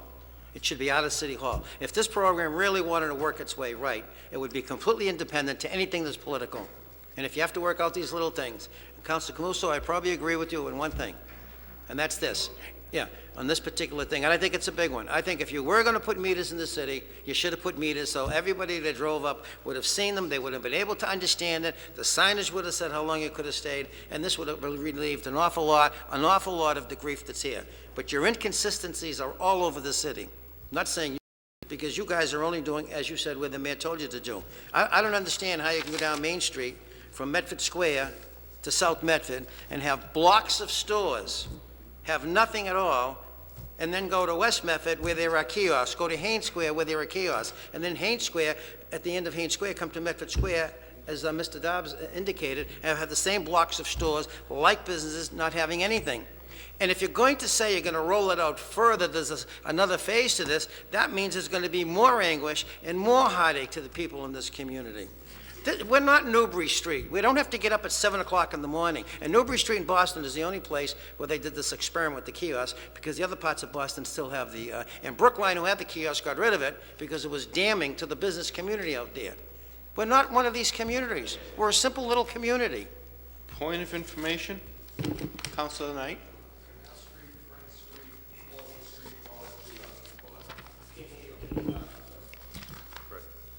It's not Station. Canal Street, Friend Street, Portland Street, they all have kiosks.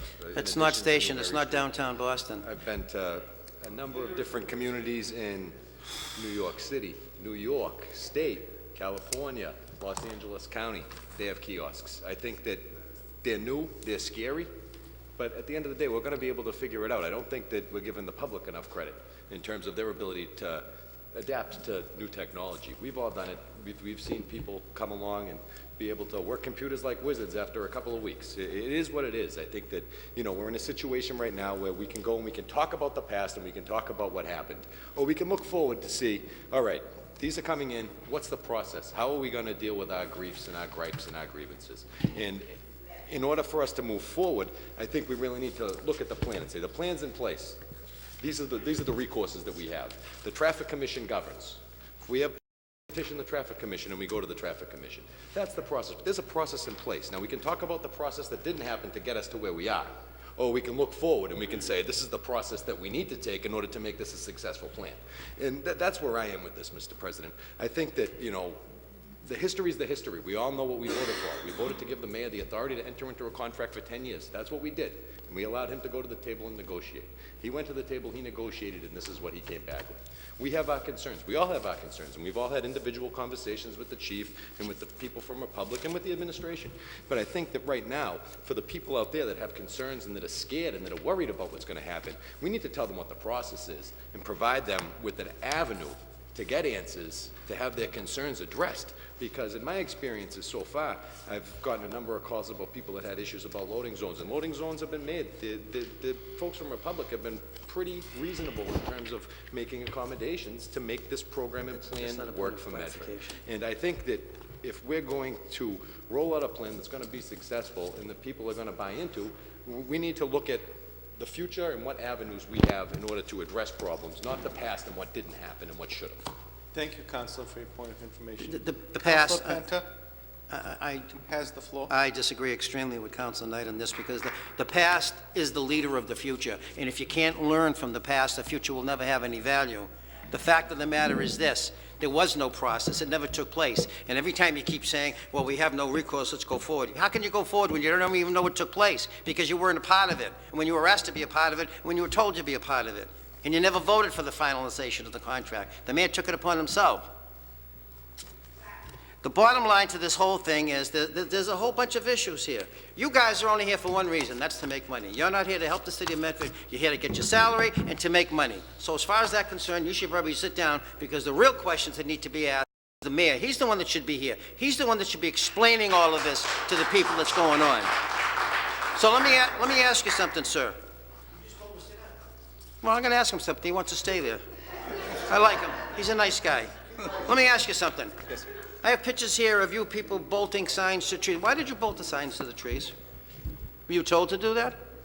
No, we were not. Did you do it the signs yourselves? that you see there, you know, what we did is we went along with what we had seen throughout the city, which were signs on trees. That's one I think is right out in front of Amici's. There was a 1-hour parking sign that was bolted to that tree that we took down and put back up. Well, what about the signs in Haynes Square? There was nothing on those trees. We made a mistake. I personally made a mistake because I told the staff. Well, to go didn't the ahead and mayor give you any instructions not to bolt signs on trees? Did anybody tell you that? It's against the ordinance to do that? It was my fault for not checking the No, ordinance. did anybody tell you if you're going to put the signs... Point of information, Councilor Either yes or Caruso. no. Not to throw this gentleman under the bus, but normal person says you don't put the sign on the tree. I mean, the guy's acknowledging he made a mistake. You want to beat him up? Who didn't tell him? The chief, the police, Yeah, because the it's mayor, important. this, It's part of what this process is all I about. understand, Counselor, but did you lock your car when you come in tonight? Yes, I did. Did you lock your car? Yes, I did. I mean, we're going volley here on ridiculous stuff Well, now. that's in your mind, okay? No, that's in your That's why mind. your mind and mine is entirely different. That's correct. Thank God. Councilor I have just with all due respects, that the gentleman did answer the question, and we want to avoid a prosecutorial tone here We're not tonight. prosecuting anybody. Councilor Camuso, point of information. To follow up on that, Aggie Tuden was very, very helpful in straightening the situation out, so kudos to her. I'm not sure if she actually talked to you or someone in your office. She's our tree warden here and arborist, and she was very concerned, and she took the bull by the horns on that. Thank you, Councilor Camuso. Councilor, followed by Councilor Carviello, point of information, Councilor Knight. Personally, I don't feel as though Republic should be putting up any signs, Mr. President, and the reason so is because that work is DPW work, and we have a gentleman in the sign shop who has a job, and his job is to be in charge of the signs. So this, you know, subletting of work that should be done by the DPW, I feel as though is a problem, Mr. President. I think that this work should be handled internally. We have a sign shop, we have a gentleman that's in charge of signs, and we have a gentleman who's well-versed in the ordinances in the city of Medford. You know, quite frankly, Mr. Nash isn't from Medford. He came to this city, and, you know, maybe he relied on what he saw or what he's seen in other communities, so be it. But we have a sign shop, we have gentlemen in the DPW who know our ordinances, and I think that this is where the work should lie, not outside. Thank you, Councilor Knight. Councilor Penta has In the response to floor. Councilor Knight, that's absolutely not true. If you read the contract in the RFP, they made the commitment to put the signs up and to replace the signs that are there. That's part of the contract. Point of information, Councilor Knight. The contract that you're referring to is the contract with Republic, but the city of Medford also has a contract. The contract is with the Medford DPW Association, represented by Local 25, and they have rights. And if they aren't willing to sublet their work and they haven't had an opportunity to negotiate the impact of the subletting of their work, then there's a violation. Point of information, Councilor Marks. So are you saying the mayor's in violation of the contract? That's what you just stated. The union contract has been repudiated based upon the fact So that you're outside people... stating here tonight that the mayor's in violation of the union contract? But that's my interpretation, yes. Okay, well, That's my interpretation. And I'm sure I believe the union contract's been repudiated. Are Yes, absolutely. suitably employed. Councilor Penta has Yeah, the floor. the contract and the RFP and the 3 pages of questions that were asked for which you, Republic, indicated that you folks would put up the signs and you would replace. Is that true or false? That you would replace and put up the signs that were existing? That's part of the contract. Part of the contract was, yes, we were responsible for Thank you very placing much. signs. Okay, not the city of Medford. We have I have a picture here of one of your kiosks in front of Oak Grove Cemetery on the sidewalk. Can you please explain, in the middle of a snowstorm, when they go down the street to plow the sidewalk? Point of information, Mr. President? Point of information, Councilor Camuso. That's a particularly, that area in particular is maintained by the cemetery department, and they actually do that whole area, as you probably know, Councilor, from your expertise in that particular area. It's done very Expertise. early in the snowstorms, and I'm sure it will continue to be done. Hey, what expertise? You do this? Do you plow the sidewalk? No, Councilor his Delahuerta? expertise, he's up in that area a lot, given the nature of his business. You do the plowing on the sidewalk, yes or no? In front of Oak Grove Cemetery, do you plow the sidewalk there, yes or no? You're an expert, yes or no? Do I plow the sidewalk, Yeah, Councilor? yeah. I'm not Sure, on he'd help them if trial, they I'm asked him. chairing the meeting. Right. You have one in the middle of the sidewalk there. Is there any particular reason why it had to go there, not other places? And this is the only, and this spot also has $5 a day parking, so... Point of information, Mr. President. Point of information, Councilor The Camuso. $5 a day is for out-of-town residents that get on the commuter line or the bus. $5 a day is a bargain, it's a steal to come to the city of Medford, take the bus, go to Boston, and to park there $5 a day. But if you have to go down in West Medford, South Medford, North Medford, or Medford Square, you gotta pay to put the money in the quarter, and the most you can do is stay there for 2 hours. So how is that a bargain for the people of Medford? It's not a bargain. No, I don't. I don't want an out-of-towner coming here for 5 days when a homegrown person's gonna pay more. Point of information, And I want to Councilor applaud Camuso. you once again for acknowledging my fine work in bringing forward the resolution to ban the out-of-towners from parking in Medford. And you actually supported it amongst all of us councilors. So I thank you for your support on that. Thank you for your Well, point of information, if we're agreeing, what are you yelling at me Councilor for? Oh.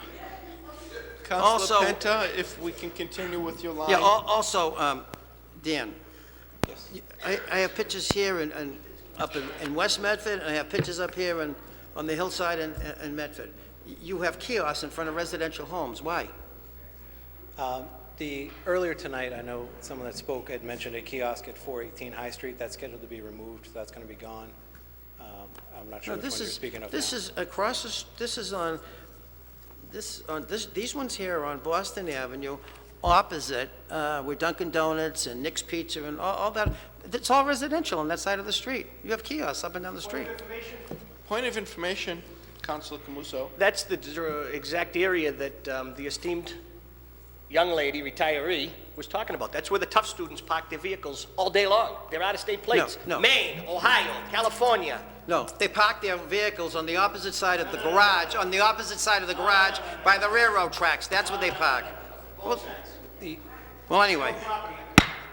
You don't put them in Folks, front of we'll have residential. quiet in the Then you auditorium. go up to High Street, opposite Cinquardi's. There's 2 residential homes there, and there's a kiosk there next to an Well, apartment. that's the one I told you, that's scheduled to be removed. That's going to be... All the other kiosks... But why did they go there in the first place? All the kiosks were placed based on the Walker study that was done. Well, who was through this the Walker city, study? And that was included in the RFP that was... I mean, did that the we council bid get a on. copy of this Walker study? Yeah.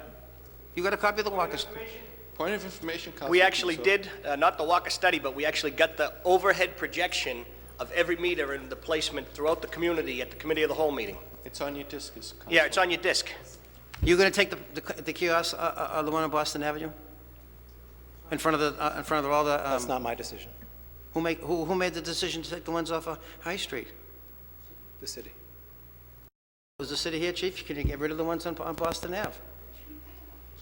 From the Sacred Heart Church going down on the right-hand side, there's all... I'd have to look at it only because in some cases, they were there because those are out-of-state students that are living in those homes. They're not owner-occupied. So it is a main drag. It does generate a lot of parking activity. Well, wait a minute, how are you going to make that determination? Does an owner-occupied person have to get a Councilor sticker Camuso. so they don't have to pay? Sacred Heart Church. Are you referring to the old Sacred Heart Church on Yes, Boston Ave? yes. Oh, okay, I'm confused, because that's now Tufts University. The old Sacred Heart Church, Chief, on that side going all the way down. They're apartments. So if you... There's only actually a few houses between Bellevue, Fairmont, Yeah. and University. You have 2 parking, you have 2... I have to look to see You have 2 if kiosks they there. can be utilized in a better spot. But You I have know 2 from University Avenue down to College Avenue will be But you have needed. 2 kiosks there, so if you're worried about students who aren't owner-occupiers, then why can't you give them stickers like you want to maybe give to the seniors, so that way they can be identified and they can park there and they don't have to worry about going to a kiosk and putting in a meter? Which seniors are you talking about? As I said earlier, I'll have What to is he look at the talking about, location this and guy? see. Why don't you and see listen to the what I'm saying? situation You said is. the seniors. The I said senior like the building's seniors, over like here. he You're wants to talking give the the old seniors. Sacred Heart Church. Forget it. Jeez, Also, you're losing it. you have, Councilor Penter, if I could suggest, Yep. you've spoken at a rather lengthy time. and wait a minute, this of is very several important. instances. You have kiosks, how are you going to identify these kiosks at night when it's dark out? There's no signage, Flashlight. there's no lights, there's nothing. So if somebody's coming into the square, somebody wants to park in this parking lot at the end of the ring road, how are they going to see these 2 little kiosks in the back of the building that aren't lit up at all, and the people have a huge 150-car parking lot without anything in it? How are we going to do that? I mean, how is that equity compared to a small little businessman who's got a sign in front of a store or a kiosk? Just keep in mind, 7 p.m.'s the cutoff, so I know what you're saying, 4 o'clock, it's dark out, I Right. understand that. So how do you do this? I mean, these things don't even get illuminated. So if somebody decides to come into the square, and they're 4 or 5 spaces away from a kiosk, how are they going to, what are they going to get out of the car and go looking for a kiosk? It's not In all illuminated. likelihood, at that hour, they're probably not going to park in that parking lot, they're going to park I don't close to care where about they this wanna parking go. lot. This is just an example of one spot. Take the other spots. You have a small little P. There's no light in the top that goes along or anything. You said the thing is run by solar. I'm assuming it has a battery backup. Why can't you have some kind of a light on it? That if you feel, so people don't feel like they're getting sucked in if they get a ticket. But I also think that, as was stated earlier, we have to give people a little more credit than what's being given right now. How long do you think it's going to take, Chief, the people of this city of Medford who don't watch the council meetings, don't have a computer or don't utilize it, don't read the newspaper, to get themselves acclimated before they start getting tickets all over the place? How long? I think the learning process will be very quick. Well, if the learning process is quick, maybe the revenues will be down, and if the revenues are down, that's going to mean businesses are in trouble because people aren't going to do it. You know, we would have been we could have been the only community around that did not have paid parking. You know what that would have meant for business people? And you know what that would have done to the climate of this community? Just have enforcement for the hours that are there, whether it's a half hour, an hour, or whatever it might be. You go down to South Medford, you have 15-minute, you have a half hour, you have 1 hour and 2 hour parking on blocks of stores. How does that make any sense? I mean, how did they get to these numbers? One business has 15 minutes, another one has free parking for a half hour, another one's got a half hour, another one's got an hour? But that goes back to what I said earlier, making exemptions as we go along. It's like we can't cater to every whim. But Chief. And that's what happened. That's why you see the Counselor? inconsistent time limits. You've exceeded your time limit. rather abundantly, and perhaps it would be... It's a very important issue, as you know. I know that. You've become rather repetitive. Point of information, I don't think so. Councilor Camuso. In Medford Square, how many actual spots are there? Because the councilor was on when they built the garage that actually fell apart and got destroyed. I don't know if it was shoddy construction back then or what the deal was, but how many spots are actually in Medford Square now? I didn't build that garage. Oh, you were on the council when you approved that garage? It was your friend, the mayor, that didn't help the poor No, guy it that fell was through the built. roof. It was built before The he. poor guy that fell through the roof that worked That's with the right. city. The mayor never went once to see him. You built the garage. Never went to see him. Go ahead. As far as the total number of spots, It's lucky he's alive. I'm sorry. as far as the total number of spots, I don't know the exact number. I know there's 36 kiosks in what. Can you let the chief know the number tomorrow, and I'll be in touch with him? Absolutely. Thank you. Councilor Penter, if you could Wrap it up. wrap it up, please. I'd like to move that we keep this in a full-blown committee in behalf of the taxpayers of this community for the purposes of having yeah, yep. There is no paper to keep on the floor. We'll make a paper on the floor. Make this the paper on the floor. Point of information, Councilor Camuso. I'll yield to the gentleman, but his motion is redundant. Councilor Vice President Councilor Caraviello already has that. What's he want? I didn't hear him. What did you say, Rick? I'm sorry. I think 2 or 3 weeks ago, we asked for 2-3 weeks ago he had it. 60 days, if they would come back in Well, I 60 don't want to wait 60 days. I just want to leave it open, so in case we have another opportunity. We have to give Nothing them to some bring time to back get it from going. the table. Well, we can talk about what took place here tonight. There is no paper before us. Well, then we move a paper. Move the conversation. Can't come up for 90 days. You can move the conversation. I'm gonna beat you with the rules, Councilor. Point of information, Councilor Knight. It'll be a long year. If I may be so bold to suggest Please do. that if certain individuals want a paper, they file a resolution, and we can talk about it next week. Well, And then if we perhaps we'll have a wrap paper- up this discussion now, and we'll invite one of our beloved colleagues to submit a President, proper... What about the just have one gentleman? question. Councilor Caraviello has been waiting patiently. Was it Dan? I have a question. When Councilor Penta was asking you about the appeal process, Yes, sir. maybe I didn't hear you correctly. Did you say that if there's an overabundance of appeals, that you can step in and? Yes, sir. Yep. You can do that. Yes. No. You said you'd Okay, be able, let if me there's an clarify. overabundance of appeals. We could do that, and You we'll would do step in and take over the process? We would help supplement the process. I still think it's important that, there's an appeal, that they can go to an appeal process that appears to be outside of our office, because when they come to our office to appeal, and if it gets denied, then they'll be, well, they wrote the ticket, and they, even though it would be an What independent. would you consider an overabundance? What percentage? I don't want to throw a number If at that. 50% of the tickets are overturned, you would step in and say, I'm gonna bring my own guy to do this? Well, I think it wouldn't be based on overturning. I think it's how the many are volume, not overturned as necessarily opposed to how many are actually appealed. Actually being appealed? Right. I mean, if 50%. So like I say, at some point, you could step in and take the process away from us. If that's what I understood. I think, Point of information. Point of information, Councilor Camuso. As much as a council, I think we want to take it out of City Hall, I'm not going to put it back in their hands where they're writing the ticket. If there's a conflict of interest on the City Hall side, there's a conflict of interest on the vendor that's making money off it. So, now, Thank you, with that Counselor. said, do you, I agree. Now, because I think it's more of an appearance issue, because we wouldn't Absolutely. actually adjudicate, or not adjudicate. people will be saying you're only upholding the ticket because it's Right, so I think there needs to percentage be, going in your pocket. there needs to be a step beyond us. All right, no, because I wasn't sure when you said that, if I heard you right. We would have the ability and willingness to help supplement the appeal process to try to alleviate appeals that have to go to City Hall. I would not recommend not allowing that process to still be there for appearance's sake, to make sure people feel they're getting a fair shake on that.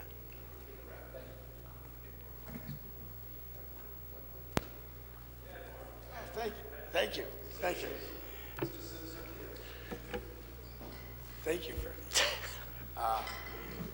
Quick question. I want to go back to what Adam brought up about loading zones and deliveries. Councilor which Knight. is Councilor Knight, yes. A major part of deliveries in all these business districts, West Medford, Haynes Square, Medford Square, all the areas that now have kiosks in them, which are the business districts, 90% of us depend on deliveries. There's never any parking, and we don't have any loading zones. I brought this up at one of our meetings, I think, Leo, correct? And Chief Stacker, I guess I have to refer you to, since Little League Baseball. Anyway, what's going to happen to these? Are we going to end up as a business owner with a surcharge from these companies that are getting whacked with tickets and so forth because they double park, triple park, they park everywhere? We've all come across it. This isn't the first time it's ever come up. Can I get some sort of answer on who's patrolling that and how that's going to go? It's an enforcement issue that maybe the chief can. That's what I'm trying to get at. I'll just take a stab at it, but I know that the last time we talked about this, I mean, the idea is that, we know the businesses have to have their deliveries. We're going to try not to interfere with them. I do have an issue when they double park on Salem Street, because I see, collisions happening because people have to swerve into another lane. But I have not received numerous complaints about the loading trucks, and I don't anticipate that they would be ticketed. There was a location that I thought we could do something maybe on River Street. Probably can't because the buses have to make the turn there, but we're certainly not going to interfere with the loading and deliveries, unless someone's abusing it and they're going to be there for an hour. I have great respect for the men and women who drive the tractor trailers and make these deliveries, how they can get in and out of tight spots and how quickly they can make their deliveries. So the hope is that they won't. And I know you do, and I understand what you're saying, but we've entered a different phase here now. This is out of your control. It's not totally out of the police department's When you control. have a different company coming in here who's now the enforcement company, or who's the writing agent. Well, they're enforcing the time limits. They And pull into a bus stop, let's say in front of. If I can this bus. just point out from the chair that it was quite explicit in the contract that the enforcement of the parking and traffic regulations of the city of Medford are the purview of the Medford Police Department. That's correct, but who's the writing agent? well, the goal is that they will be following our direction So on something like loading If they pull trucks. into a bus stop, a big 18-wheel pulls into a bus stop, like they do all the time, and delivering, 20 barrels to the liquor store next to me and 10 barrels to me, with these guys swooping, because this is how they make their income. They're gonna be writing them up, and then now we're gonna be forced to have set delivery times and everything. Well, I mean, that would be great if we could have set Well, why don't delivery we times, have but we know that they loading can't. zones? Maybe that's a better Because you conversation actually to be take away- had between you and the chief rather than in a public venue. Okay. Thank you. All right. I thought this is a public venue for business in general, and this is a forum to delegate. Seeing how the Chamber of Commerce did such a bad job at doing this, Yes. being business owners, this is a concern for deliverance. We understand. Gee, I think the question is pertinent, because you just mentioned Salem Street. And if Salem Street, which is a smaller, maybe in width of a street, as compared to other locations, but every one of these businesses, at some point in time, has to have some kind of delivery. Right. So what I don't understand is, why should these Republic people even be giving those businesses like citation? I think that's what Mr. Carroll is Why asking. should they be giving Yeah, citations? if you're saying you're the ones that's going to, all they're going to be doing is giving, what, tickets? Just the tickets for Why the would they be time- giving a ticket to someone who might be making a delivery? That's what the question I is. don't anticipate that will happen. Oh, okay. You don't? No. Okay. There was no All desire I to can have a say is, disruption of you'll probably business. find a police officer giving that ticket if that truck's there for 2 hours. Okay. I mean, like I said, a lot of these deliveries are done very quickly. And the last part of the question is this: if I get a ticket and I have it appealed, and I lose my appeal, can I take this to district court? Where does this appeal go? What's You the have- next you have the logical? option. What's the next process after that, if you lose your appeal? Court. Is it district I court? believe it is. Some of So I it is. have one question from the chair to the chief. Please. If Yes. the vehicle is illegally parked, Republic cannot give them a citation? No, if a vehicle is illegally parked, they can give the citation. It's part of the enforcement. If it's a delivery vehicle parked at a bus stop, which I think is illegal, that's a pretty good fine too. $100 set by the MBTA. Can Republic get that ticket, or do we have to wait for Medford Police? Point of information, Chief. Point of information, Council Carafiello. The Republic people are telling them they will not be tagging the bus stops. It's a tease problem. No, they can tag. That's what they've been telling the businesses in the square. Park in the bus. We're not going to tag you in the bus. That's what the ambassadors were saying in the square. They misspoke. I've spoken to as many business owners as I can, and we would tag in a bus stop if someone was parked illegally. Okay, but Absolutely. You should make that known to your ambassadors. I will let them know. They're here to help out. Their primary goal this week is to help No, educate people on the kiosks. It's been like 3 degrees out there, and it's kind of a bad week to get them out there this week. Yeah, the parking ambassador's primary goal this week has been to help train people on the kiosks and to assist them with that. They're not familiar with the ordinances, and I'll clarify to them to not answer questions on enforcement procedures because they're not our enforcement staff. Well, what if a car, wait a minute, strike that. What if a car is illegally parked and the delivery has to be made, which forces the delivery truck to go out in the street? Does that mean the delivery truck is now going to get the ticket?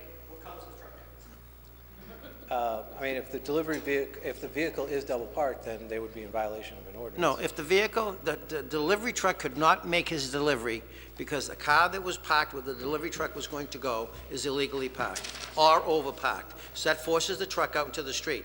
Is that truck going to get a ticket because of that car that's illegal? Yes, and what I'd say to add to that is we're not doing our job if there's a car sitting in that loading zone that prevents a delivery truck. Yeah, but you only have 2 people to go around the city. You can't be every place all at once. That's impossible. Thank you, Councilor. I understand your question, and I respectfully disagree that we can actually effectively enforce the loading zones without having to be in the square at all times, and that's by doing proper enforcement throughout the city and tagging those people that do the violations. So, yes, and we would take consideration into a situation like that. If we approach that, our enforcement officer would go into the business and try to identify what's going on, ask the delivery driver to move if possible, and give them the benefit of the doubt.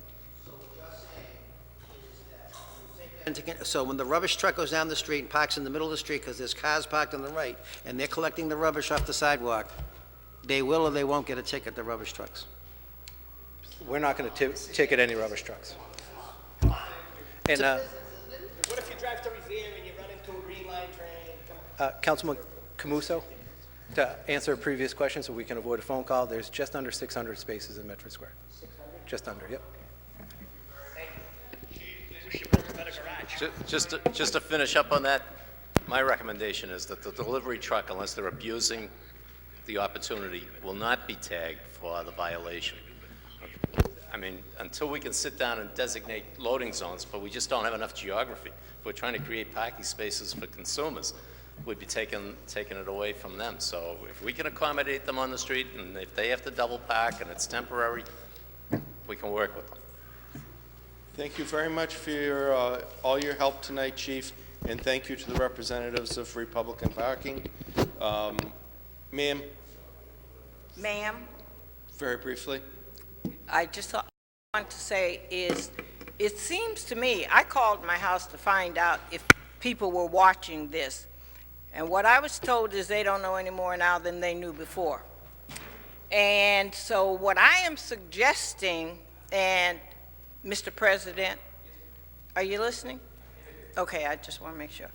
What I am suggesting, just from what you've heard here tonight, is it possible, because all those folks that are out there listening, looking at television and hearing all of this, and they don't know any more than they knew before, is it possible for the city council to have, or would it make sense, because I thought I heard this man saying in a year, if things weren't going, or whatever, that they could cancel, or whatever. Is it possible for you to do, or the chief to have a robocall, one of those 411 calls, have a public meeting here get the call out there. I get them all the time for everything. So have a public meeting and let all the people come here with their questions, because I'm sure that. For what? And?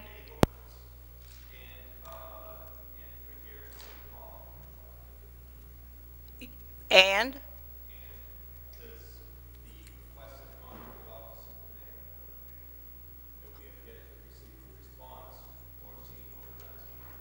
So you're saying that you can't have a public meeting unless the mayor gives permission to do that? That's what it sounds like. I understand that. We have how many citizens here in this in Medford? They don't understand what is going on, because the cart is, or the horse is, the cart is before the horse. This should have been the kind of meeting that should have been held with these people to come and explain everything. We don't even have anything in writing. We don't have anything in print. I have no idea what this program is all about, except that I know that these kiosks are on the street. And it just seems to me, and Councilor Knight, I know you're new, I know you're young, but you got to know where you're coming from to know where you're going. So to think that you... Point of information, Councilor Knight. I would certainly agree that history is important, Yeah, but history is history, and it's time for us to move on No, now. no, you know what I we mean? need to know the history, Thank though. you, Councilor Knight. Always need to know the history. And I knew Through the the history. I was chair, involved ma'am. from day one. Thank you. You know? But so you're saying that's not possible? Is that what you're saying? You can't do that? I'm not saying that, and the council is going to receive further resolutions for next week. Good. Thank you, Councilor Pinto. Thank you. That will conclude this discussion tonight. The records tabled December 16th. We have one paper on the hand of the clerk received under suspension, offered by Councilor Knight. Be it resolved that the Medford City Council adjourn in memory of the late Governor's Councilor Michael J. Callahan, 4th anniversary of his death. 4th anniversary of his death? Yes. Mr. President, thank you very much. As many of you are aware, Michael Callahan and I were dear friends, and 4 years ago this evening, he passed away. Michael Callahan was a public servant for 48 years, working in the federal and state and local government. He was the Consumer Commissioner for the Medford Consumer Commission from 1978 until his passing. He was a 4-term governor's counselor, and he was also chief steward at the National Association of Government Employees. Michael is sorely and sadly missed, Mr. President. Just this past year, he was honored up at Wrights Pond for his work in protecting Wrights Pond and ensuring that that location was not turned into condominium complexes in the early to late 80s. So, Mr. President, I think it's fitting that on this evening and this anniversary of the death of such a great man, that the City Council adjourns in his memory. I sat on his knee when he was dressed as Santa Claus.